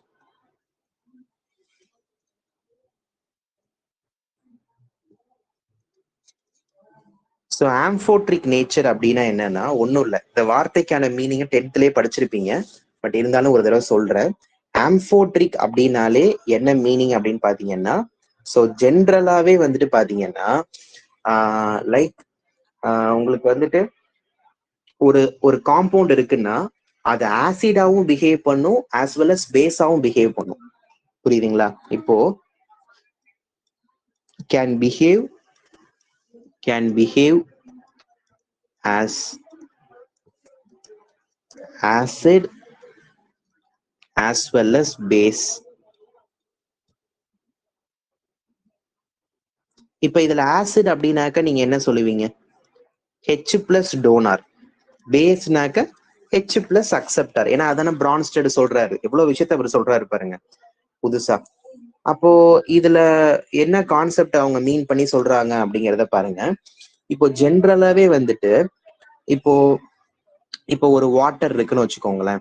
இப்போ ஒரு வாட்டர் இருக்கு. ஏன்னா வாட்டர் வந்துட்டு பாத்தீங்கன்னாக்க ஒரு ஆம்ஃபோட்ரிக் பிஹேவியர் தான் இல்லையா? ஏன்னா வாட்டர் வந்துட்டு ஒரு ஆம்ஃபோட்ரிக் பிஹேவியர்.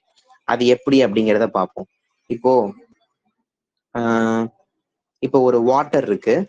இப்ப இந்த வாட்டர்ல நீங்க ஒரு ஹெச் பிளஸ் ஆட் பண்ணீங்க அப்படின்னா உங்களுக்கு என்ன கிடைக்கும்? ஏன்னா ஒரு ஹெச் பிளஸ் ஆட் பண்றீங்கன்னாக்க அது என்னது? Conjugate acid. அப்ப H3O பிளஸ் இது கான்ஜுகேட் ஆசிட். அப்ப இது வந்துட்டு எனக்கு என்னவா ஆக்ட் பண்ணுது? ஒரு பேஸா ஆக்ட் பண்ணுது. கரெக்டா? சப்போஸ் இதுவே இது எனக்கு ஆசிட ஆக்ட் பண்ணுச்சு அப்படின்னா ஒரு ஹெச் பிளஸ் எடுங்க. ஒரு ஹெச் பிளஸ் எடுத்தீங்கன்னா OH மைனஸா மாறுமா? அப்ப அது கான்ஜுகேட் பேஸ். கரெக்டா?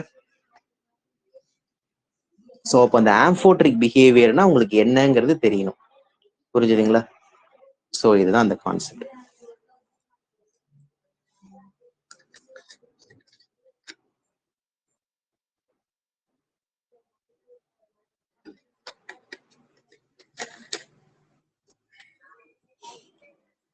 நெக்ஸ்ட் அடுத்தது வந்துட்டு பாத்தீங்கன்னாக்க லிமிடேஷன்ஸை பத்தி பாத்துருவோம். என்னதான் இவர் இவ்வளவு விஷயம் சொல்லியிருந்தாலும் சம் ஆஃப் த லிமிடேஷன்ஸ், ஒரு சில லிமிடேஷன்ஸ் இருக்கு. ஸோ என்ன அப்படின்னு பாத்தீங்கன்னா, இப்ப இந்த BF3 AlCl3 இதுலலாம் உங்களுக்கு ஹைட்ரஜன் கிடையாது. பட் ஆனா அது ஆசிட்ஸா பிஹேவ் பண்ணும்.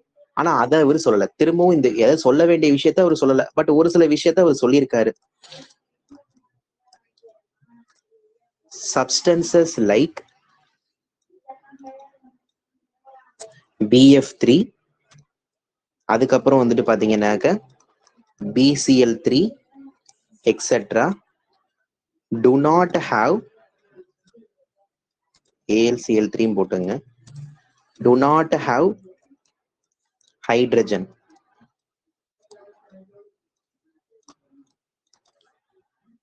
and hence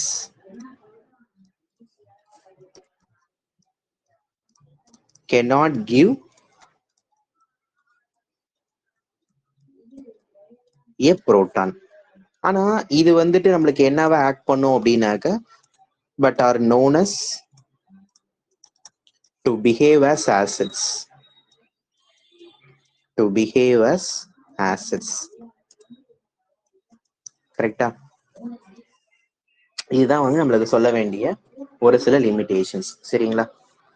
இப்ப நான் ஒரு சில கொஸ்டின்ஸ் மட்டும் பார்ப்போமா? ஸோ கொஸ்டின்ஸ் பார்ப்போம். Conjugate bases for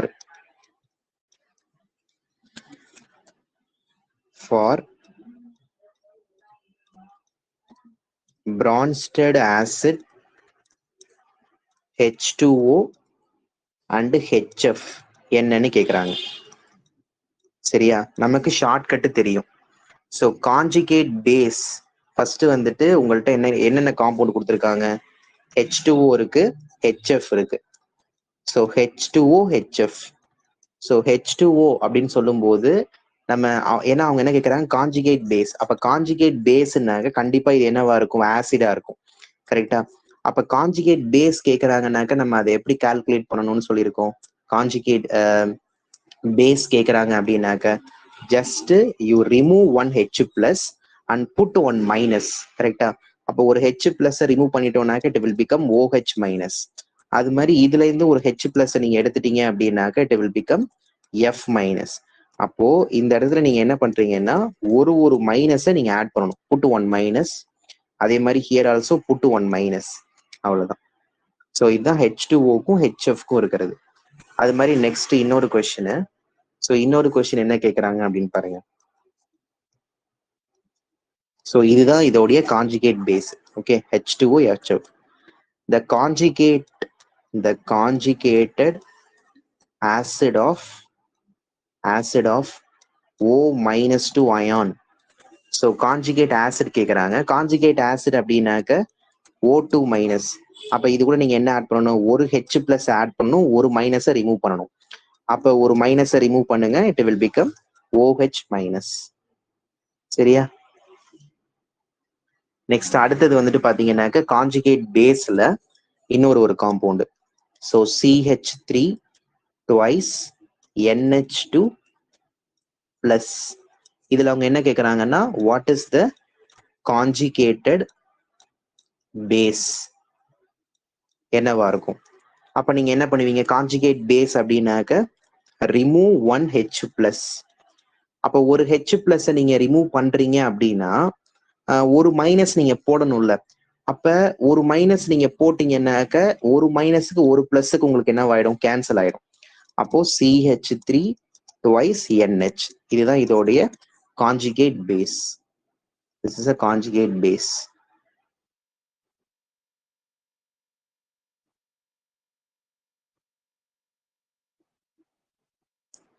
ஸோ அடுத்த கான்செப்டுக்கு போயிடுவோம். ஸோ பிரான்ஸ்டடை கம்ப்ளீட்டா முடிச்சாச்சு. ஸோ அடுத்தது நம்ம என்ன பார்க்கணும்னாக்க லூயிஸ் தியரியை பார்க்கணும். தியரி. ஸோ இவர் ஒரு தனியா ஒரு எக்ஸ்பிளனேஷன் கொடுக்குறாரு. ஸோ ஆசிட் பேஸுக்கு தனியா இவர் ஒரு எக்ஸ்பிளனேஷனை கொடுக்குறாரு. இவர் என்ன கொடுக்குறாரு அப்படின்னு பாத்தீங்கன்னா, ஸோ ஜென்ரலாவே வந்துட்டு இப்போ ஒரு லூயிஸ் ஆசிட்ஸ் அப்படின்னு நம்ம எடுத்துக்கிட்டோம்னா அதாவது எலக்ட்ரான்ஸை வச்சு அவர் பேசுறாரு. இப்போ பிரான்ஸ்டட் வந்துட்டு வெறும் H பிளஸ் வச்சு மட்டுமே பேசினாரு. அர்ஹீனியஸ் வந்துட்டு H பிளஸ் OH மைனஸை வச்சு பேசினாரு. லூயிஸ் கான்செப்ட் எல்லாமே லூயிஸ்ங்கிற இந்த சயின்டிஸ்ட் எதை பத்தி பேசுவார்னா கம்ப்ளீட்டா, ஏன்னா அவங்க ஃபுல்லா புரோட்டானை வச்சு பேசிட்டாங்க. அப்ப இவரு வந்துட்டு எலக்ட்ரான்ஸை வச்சு பேசினாதான் அது கரெக்டா இருக்கும். பட் ஆனா இப்ப அர்ஹீனியஸ் அப்ப வேஸ்டா சார் அப்படின்னு கேட்டீங்கன்னா அப்படி கிடையாது. இன்னும் சொல்ல போனா அர்ஹீனியஸ் கான்செப்ட் தான் ரொம்ப முக்கியம். ஏன்னா அவர் இல்லைன்னா பேக் டு பேக் வந்துட்டு அடுத்தடுத்த தியரி வந்துட்டு கண்டிப்பா வரதுக்கு வாய்ப்பே கிடையாது. கரெக்டா? ஏன்னா இப்ப ஒரு ரிசர்ச் அப்படின்னு சொன்னோம்னாக்க ஒரு சில பேருக்கு இப்ப ஒருத்தவங்க ஒரு சில விஷயத்த கண்டுபிடிக்கிறாங்கன்னா அந்த கண்டுபிடிச்ச ஒரு விஷயத்த வச்சுக்கிட்டு தான் அடுத்தடுத்த லெவல் வந்துட்டு நம்ம பண்ணோம். அதான் ரிசர்ச், ரீசர்ச். ஓகேவா? சோ நம்ம வந்துட்டு திரும்ப ஒரு விஷயத்த திரும்ப நம்ம கண்டுபிடிக்கிறது. ஆல்ரெடி ஒரு விஷயத்த அவங்க கண்டுபிடிச்சு வச்சிருப்பாங்க, திரும்ப ஒரு ரீஅப்பியர் மாதிரி திரும்ப நம்ம ரிசர்ச் பண்ணி நம்ம அதை பாக்குறது. சரியா? அதுல வேற ஏதாவது ஒரு புதுசா ஒரு விஷயம் நம்ம சொல்ல முடியுமா? சோ அந்த மாதிரிலாம். சோ இப்ப இந்த லூயிஸ் தியரியை பொறுத்த வரைக்கும் ரெண்டு இருக்கு. So one is Lewis acids, another one is Lewis base. So இப்ப இதுல வந்துட்டு லூயிஸ் ஆசிட் அப்படின்னாக்க என்ன அப்படிங்கறத தெரிஞ்சுப்போம். ஒன்னும் இல்ல, எதெல்லாம் வந்துட்டு எலக்ட்ரானை அக்செப்ட் பண்ணுதோ, சரியா? சோ அதாவது when accept எலக்ட்ரான், சோ எதெல்லாம் எலக்ட்ரானை அக்செப்ட் பண்ணுதோ, when accept எலக்ட்ரான், ஓகேவா? சோ எதெல்லாம் எலக்ட்ரான்ஸை உங்களுக்கு வந்துட்டு அக்செப்ட் பண்ணுதோ அது எல்லாமே வந்துட்டு பாத்தீங்கன்னாக்க லூயிஸ் ஆசிட் அப்படிங்கிற மாதிரி நம்ம சொல்லுவோம். அப்ப அந்த லூயிஸ் ஆசிட்க்கு இன்னொரு பேர் நம்ம என்ன சொல்லுவோம் அப்படின்னு பாத்தீங்கன்னா எலக்ட்ரான் அக்செப்டார் அப்படின்னு கூட நம்ம சொல்லலாம்.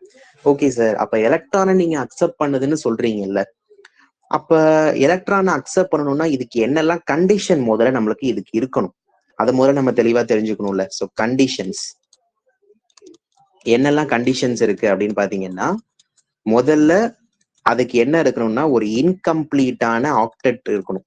Incomplete octet. அது என்ன இன்கம்ப்ளீட் ஆக்டெட்? ஆக்டெட்னா 8, ஓகேவா? ஸோ கெமிக்கல் பாண்டிங்ல படிச்சிருப்பீங்க. ஸோ மெயினாவே வந்துட்டு பாத்தீங்கன்னாக்க ஒரு 8, அந்த 8 நம்பரை வந்துட்டு அட்டைன் பண்ணுச்சுன்னா அது வந்துட்டு ஒரு கம்ப்ளீட்டான ஆக்டெட், ஸ்டேபிள் அப்படிங்கிற மாதிரி சொல்லுவோம். பட் இன்கம்ப்ளீட் அப்ப இன்கம்ப்ளீட் ஆக்டெட்னா 1 8 இருக்கலாம், 8 இல்லாம 7 இருக்கலாம், 6 இருக்கலாம், 9 இருக்கலாம். ஸோ இந்த மாதிரிலாம் இருக்கணும். அப்ப இன்கம்ப்ளீட் ஆக்டெட்னா 8, அதாவது 8 வித் வேக்கண்ட் ஆர்பிட்டால் இருக்கணும். அப்ப வேக்கண்ட்னா இப்ப 6க்கு கீழே தான், வேக்கண்ட்னாக்க 6க்கு கீழே இல்லையா? ஸோ 6க்கும் கீழே இருக்கணும். ஸோ அதுதான் கண்டிஷன். அப்படி எலக்ட்ரான்ஸ் வந்துட்டு 8க்கும் கீழே இருந்துச்சு அப்படின்னா அப்ப இதை நம்ம என்ன சொல்லுவோம்னா திஸ் இஸ் எலக்ட்ரான் டெஃபிஷியன்ட் நேச்சர்னு சொல்லலாமா? This is electron deficient nature. கரெக்டா?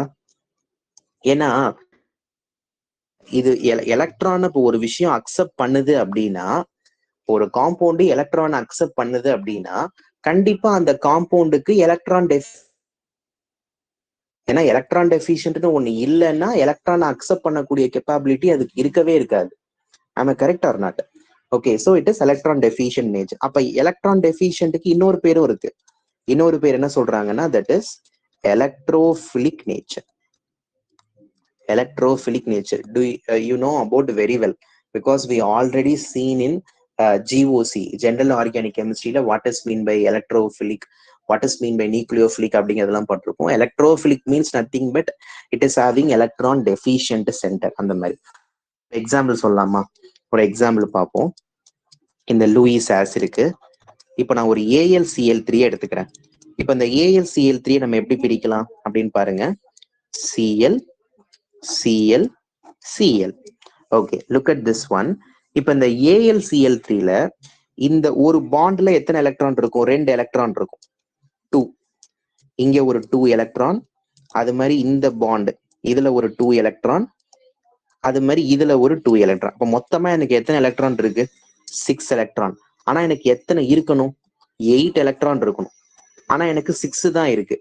அப்போ 6 இருக்குன்னா அப்ப எனக்கு இதுல ஒரு வேக்கண்ட் ஆர்பிட்டால் இருக்கு. அப்ப ஒரு வேக்கண்ட் ஆர்பிட்டல் இருக்கிறதுனால இந்த AlCl3 நான் என்ன சொல்லிடலாம்? திஸ் இஸ் லூயிஸ் ஆசிட்னு சொல்லிடலாமா? Now you are clear? Yes, இதுதான் இந்த கான்செப்ட். ஸோ லூயிஸ் ஆசிட்னா இதுதான். It's purely electron deficient species. It is electron acceptor species. ஓகேவா? ஸோ அந்த மாதிரி நம்ம மீன் பண்ணி சொல்றது. நெக்ஸ்ட் அடுத்தது லூயிஸ் பேஸ்ன்னு போட்டுக்கோங்க. ஸோ லூயிஸ் பேஸ்னா அதுக்கு அப்படியே ஆப்போசிட்டுப்பா. ஸோ எதெல்லாம் எலக்ட்ரான்ஸை டொனேட் பண்ணுதோ, ஸோ வென் விச்னு போட்டுங்க கரெக்டா. So which donate electrons. So எதெல்லாம் எலக்ட்ரான்ஸை டொனேட் பண்ணுதோ, ஓகேவா? அதனால இதை நம்ம என்ன சொல்லலாம், எலக்ட்ரான் டோனார்னு சொல்லலாமா? அப்ப இதுக்கு என்ன கண்டிஷன்ஸ் இருக்கணும்? அங்க வந்துட்டு எலக்ட்ரான்ஸ் அக்செப்ட் பண்ணணும்னா it's having the incomplete octet. But இங்க எனக்கு என்ன இருக்கணும்னாக்க எலக்ட்ரான்ஸ் வந்துட்டு கம்ப்ளீட் ஆக்டெட்டா இருக்கணும் முதல்ல. ஏன்னா எலக்ட்ரான்ஸ் இதுக்கே டெஃபிஷியண்டா இருந்துச்சுன்னா கொடுக்க முடியாதுல்ல.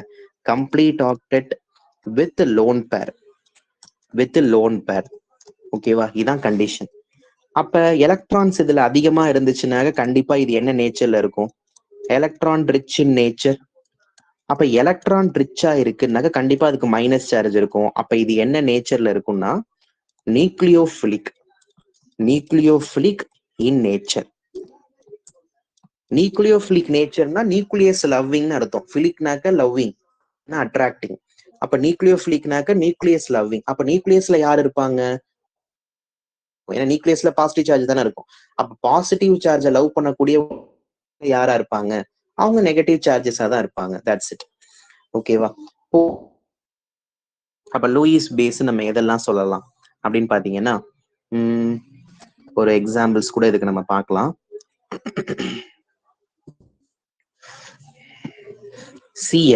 சிஎல் மைனஸ் எடுத்துக்கோங்க.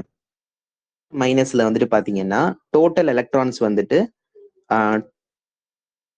குளோரினுக்கு வந்துட்டு வேலன்சி 7, 2, 4, 7. இங்க ஒரு மைனஸ் இருக்கிறதுனால ஒரு எலக்ட்ரானை எக்ஸ்ட்ராவா வச்சிருங்க. 8 எலக்ட்ரான் இருக்கு. அப்ப இதை நம்ம லூயிஸ் பேஸ்னு சொல்லலாமா? It is Lewis base. Yes, okay, good. இப்ப அதே வந்துட்டு மீத்தேன் பாருங்க. மீத்தேன் நம்ம எப்படி பிரிக்கலாம் பாருங்க. It is like this. Methane நம்ம எப்படி தானே பிரிக்க முடியும்? மீத்தேனை பொறுத்த வரைக்கும் இப்ப இதுல மொத்தமா 8 எலக்ட்ரான் இருக்கும். 2, 4, 6, 7, 8. 2, 4, 8. ஆனா இது லூயிஸ் ஆசிட் நார் லூயிஸ் பேஸ் ரெண்டுமாவும் இது வந்துட்டு ஆக்ட் பண்ணும் அப்படிங்கிற மாதிரி சொல்றாங்க. புரிஞ்சுதுங்களா? ஓகே, இதை நோட் பண்ணி வச்சுக்கோ. இப்ப நம்ம ஒரு கொஸ்டின்ஸ் பார்ப்போம்.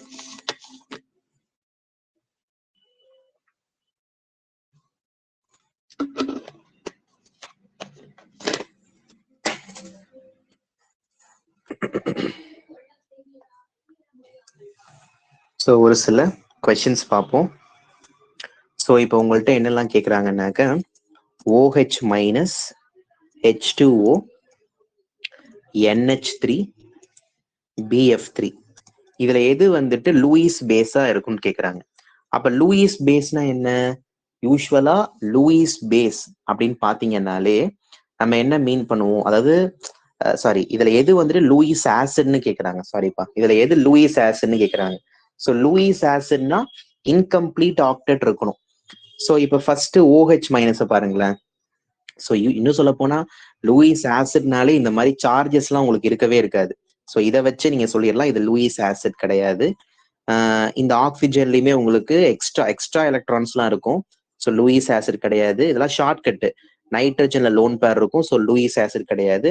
பட் BF3ல பாத்தீங்கன்னா BF3 பிரிக்கலாமா? ஸோ இதுல பிரிச்சிங்க அப்படின்னு பாத்தீங்கன்னாக்க 2 எலக்ட்ரான், 4 எலக்ட்ரான், 6 எலக்ட்ரான். ஸோ இப்போ டோட்டலா வந்துட்டு பாத்தீங்கன்னாக்க உங்களுக்கு 6 எலக்ட்ரான் வருது. அப்ப 6 எலக்ட்ரான் சொல்லும் போது நம்ம என்ன மீன் பண்ணுவோம் அப்படின்னு பாத்தீங்கன்னாக்க ஜென்ரலா இதுக்கு வந்துட்டு எலக்ட்ரான்ஸ் வந்துட்டு கம்மியா இருக்கு. So it is a incomplete octet. So electrons வந்துட்டு உங்களுக்கு இன்கம்ப்ளீட்டா உங்களுக்கு இருந்தது அப்படின்னா இதை நம்ம என்ன மீன் பண்ணுவோம்னாக்க இட் இஸ் லூயிஸ் பேஸ்.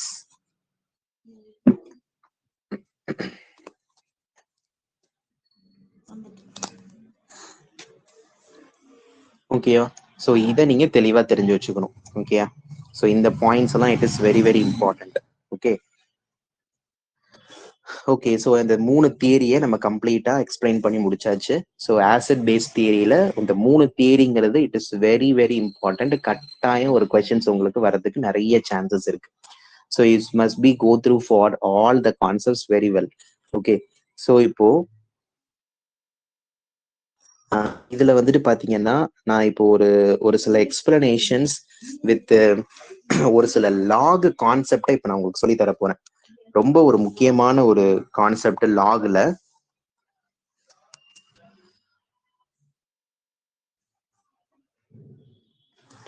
ஓகேவா?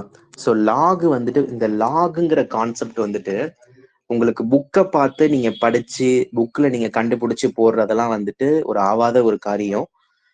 ஏன்னா அதை நம்ம தனியா எடுத்து பாக்குறது, திரும்ப அந்த புக்ஸுக்காக நம்ம இப்பெல்லாம் எங்கேயுமே வந்துட்டு லாக் புக் எல்லாம் கிடையாது. ஏன்னா நம்ம வந்துட்டு மேனுவலா லாக் புக்கை நம்ம பை ஹார்ட்டடா நம்மளுக்கு தெரிஞ்சுக்கணும். ஸோ அதுக்காக நான் ஒரு சில லாக் வேல்யூஸ் எல்லாமே கொடுக்குறேன். லாக் அண்ட் ஆன்டி லாக்னு இருக்கு. நான் இது ப்ராப்ளம்லாம் வரும்போது நான் சொல்றேன். Log and antilog. So இப்போ இந்த லாக் அண்ட் ஆன்டி லாக் இந்த கான்செப்டை நம்ம பொறுத்த வரைக்கும் ஃபர்ஸ்ட் வந்துட்டு நம்ம வந்துட்டு பாத்தீங்கன்னாக்க லாக்ல, ஏன்னா இதை முதல்ல நீங்க தெரிஞ்சுக்கணும். இதை தெரிஞ்சுக்கிட்டாதான் அடுத்தது வந்துட்டு இந்த லாக் கான்செப்ட். ஏன்னா அடுத்ததெல்லாம் இப்ப நம்ம ஃபுல்லா பிஹெச் கால்குலேஷன் பார்க்க போறோம். அப்ப அந்த பிஹெச் கால்குலேஷன்ல you should know so what is mean by log. அந்த இதெல்லாம் நீங்க தெளிவா வந்துட்டு தெரிஞ்சு வச்சுக்கணும். சரியா? ஸோ இப்போ ஃபர்ஸ்ட் வந்துட்டு பாத்தீங்கன்னாக்க லாக் வேல்யூஸ் கொடுக்குறேன். லாக் 1ஓட வேல்யூ 0பா எப்பயுமே. அது மாதிரி லாக் 2ஓட வேல்யூ 0.30 ஞாபகத்துல வச்சுக்கணும். ஈஸியா ஞாபகத்துல வச்சுக்கலாம். அடுத்தது லாக் 3ஓட வேல்யூ 0.447. அதாவது ஒரு ரெண்டு வேல்யூ வந்துட்டு நீங்க அதிகப்படுத்தணும். இப்ப இதுல 0.3 இருக்கா, நீங்க 0.5 வைக்கணும். அதாவது 5 கிட்ட வர மாதிரி 0.47 0.5 கிட்ட வரணும். அடுத்தது வந்துட்டு 0.6 கிட்ட வரணுமா? அடுத்தது லாக் 4ஓட வேல்யூ 0.60 அரௌண்ட். அடுத்தது லாக் 5 வந்துட்டு பாத்தீங்கன்னா 0.8 கிட்ட வர மாதிரி. அப்ப 0.69 கூட போடலாம், இல்ல 68 போடலாம், யுவர் விஷ். லாக் 6க்கு இப்ப 669 அப்படின்னாக்க லாக் 0.8 கிட்ட வரணும். அப்ப 0.77 இல்லைன்னா 78 இந்த மாதிரி. அடுத்தது லாக் 7 வந்துட்டு பாத்தீங்கன்னா 0.9 கிட்ட வரணும். அப்ப 0.8485 இந்த மாதிரி போட்டுக்கலாம். லாக் 8 வந்துட்டு 0.9. லாக் 9 வந்துட்டு பாத்தீங்கன்னா தட் இஸ் இதுவும் 0.95. இது மட்டும் எக்ஸப்ஷன்ஸ் கொஞ்சம் பாத்துங்க. 0.95. லாக் 10க்கு நீங்க 1ல கொண்டாந்து நிப்பாட்டணும். லாக் 10னா 1. லாக் 1ஓட வேல்யூ வந்துட்டு உங்களுக்கு 0. சரியா? அடுத்ததெல்லாம் ஈஸி. இப்ப லாக் 11ஓட வேல்யூ வந்துட்டு பாத்தீங்கன்னாக்க 1.04ன்னு வரும். சரியா? இப்ப அதே லாக் இதெல்லாம் உங்களுக்கு பேக் டு பேக் கேட்கக்கூடிய ஒரு கொஸ்டின்ஸ். லாக் 100னா இங்க எத்தனை சைஃபர் இருக்குன்னு பாருங்க. 2 சைஃபரா? அப்ப 2. அடுத்தது லாக் 1000 ஓடுது, இங்க 3 சைஃபர் இருக்கு, அப்ப 3. லாக் 10,000 ஓடுது, மொத்தம் உங்களுக்கு 4 சைஃபர், அப்ப 4. That's it. Okay, clear? அது மாதிரி இன்னொரு ஃபார்முலா என்னன்னா log a into 10 power b இதோட ஃபார்முலா. இது தெரிஞ்சுக்கணும் நீங்க. இதை நம்ம எப்படி பிரிச்சு எழுதலாம் அப்படின்னா log a plus log 10 power பின்னு பிரிக்கலாம். நமக்கு மார்னிங் நம்ம ஒரு செக்ஷன்ல கூட பார்த்தோம். சரியா? ஸோ அது மாதிரி திரும்ப இப்ப லாக் a பிளஸ் இங்க என்ன பவர்ல இருக்கோ அதை முன்னாடி கொண்டு வந்துடணும். So b into log 10. கரெக்டா? திரும்ப இதை நம்ம எப்படி போடலாம்னாக்க log a plus b. Log a plus b equal to b plus log ஏன்னு இந்த ஈக்குவேஷனை கொண்டு வரணும். சரியா? ஸோ இது ஒரு சின்ன ஒரு கால்குலேஷன்ஸ், இதை தெரிஞ்சுக்கணும். ஸோ இப்போ நெக்ஸ்ட் அடுத்தது ரொம்ப சிம்பிள். அடுத்த கான்செப்ட் வந்துட்டு இப்போ ஆன்டி லாகுக்கு போயிடுவோம். லாகை பத்தி ஒரு சில இன்ஃபர்மேஷன் சொல்லியாச்சு. அடுத்தது வந்துட்டு ஆன்டி லாக். ஸோ இப்போ ஆன்டி லாக் நான் ஏஎல்னு போடுறேன். ஆன்டி லாக் ஆஃப் 0 முதல்ல நம்மளுக்கு வந்துட்டு என்ன வேல்யூ வந்துட்டு ஆன்டி லாக்ல கொடுத்துருக்காங்களோ அதை அப்படியே தூக்கி பவர்ல போட்டுருணும், 10 பவர்ல. ஓகேவா? ஸோ ஆன்டிலாக் 0 கொடுக்குறாங்கன்னா இந்த 0 தூக்கி 10 பவர்ல போகணும். எனிதிங் பவர் 0 என்ன 1. அது மாதிரி ஆன்டிலாக் ஆஃப் 0.3 ஓட வேல்யூ 10 பவர் 0.3. 10 பவர் 0.3 என்ன 2. அது மாதிரி ஆன்டிலாக் ஆஃப் 0.48. அப்ப அதை 10 பவர் 0.48 இதோட வேல்யூ என்ன 3. ஸோ அப்படியே உங்களுக்கு ஒரு ஷார்ட்கட்டாவே கொடுக்குறேன். அடுத்தது ஆன்டிலாக் ஆஃப் 0.6. ஸோ இதெல்லாம் வந்துட்டு பாத்தீங்கன்னாக்கா நம்ம அந்த ஆன்டிலாக் வேல்யூஸ் நம்ம கொடுத்துருப்போம், லாக் வேல்யூஸ் கொடுத்துருப்போம்ல, அந்த லாக் வேல்யூஸ்லயே அப்படியே நான் கொண்டு வந்து முடிச்சிருப்பேன் அதுல. சரியா? ஏன்னா இது this is log 1 log 2 sorry இது வந்துட்டு log 1 இது log 2 அந்த மாதிரி போட்டிருக்கும். 0.6 வந்துட்டு பாத்தீங்கன்னா 10 பவர் 0.6 ஓட வேல்யூ 4. இப்போ ஆன்டிலாக் ஆஃப் 0.6ன்னு கேட்டாங்கன்னா நீங்க 4ன்னு கொடுக்கணும். அது மாதிரி ஆன்டிலாக் ஆஃப் 0.7 வந்துட்டு 10 பவர் 0.7 இதோட வேல்யூ 5. ஆன்டிலாக் ஆஃப் 0.78 வந்துட்டு 10 power 0.78 that is 6. Antilog of 0.85 வந்துட்டு 10 power 0.85 that is 7. Antilog of 0.9 value வந்துட்டு 10 power 0.9 that is 8.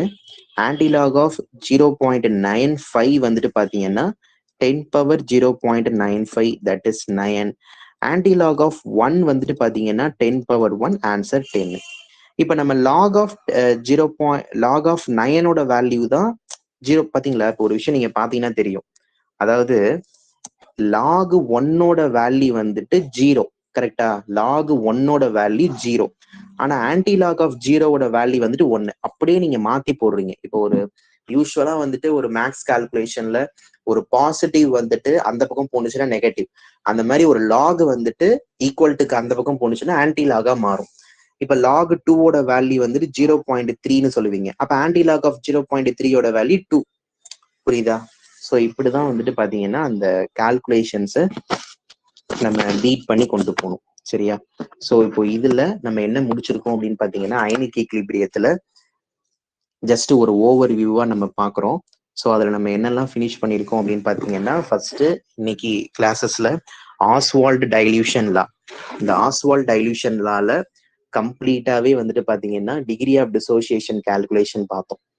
Next Oswald dilution லா முடிச்சதுக்கு அப்புறம் தென் ஆஸ்வால்ட் டைல்யூஷன் லாவை அதுல டிகிரி ஆஃப் டிசோசியேஷன் பார்த்தாச்சு. அதுக்கப்புறம் அர்ஹீனியஸ் தியரிஸ், ஆசிட் பேஸ் தியரிஸ்ல Arrhenius theory, Bronsted Lowry theory, அதுல short cut conjugate acid conjugate பேஸை பார்த்தோம். நெக்ஸ்ட் அதுக்கப்புறம் லூயிஸ் தியரி, அதுலயும் ஒரு சில ஷார்ட் கட்ஸ் எல்லாம் பார்த்தோம். தென் கடைசியா வந்துட்டு இந்த லாக்ஸ் கால்குலேஷன்ஸை பார்த்தோம். இந்த ஷார்ட் கட்ஸ் எல்லாம் கொஞ்சம் தெளிவா தெரிஞ்சு வச்சுக்கோ.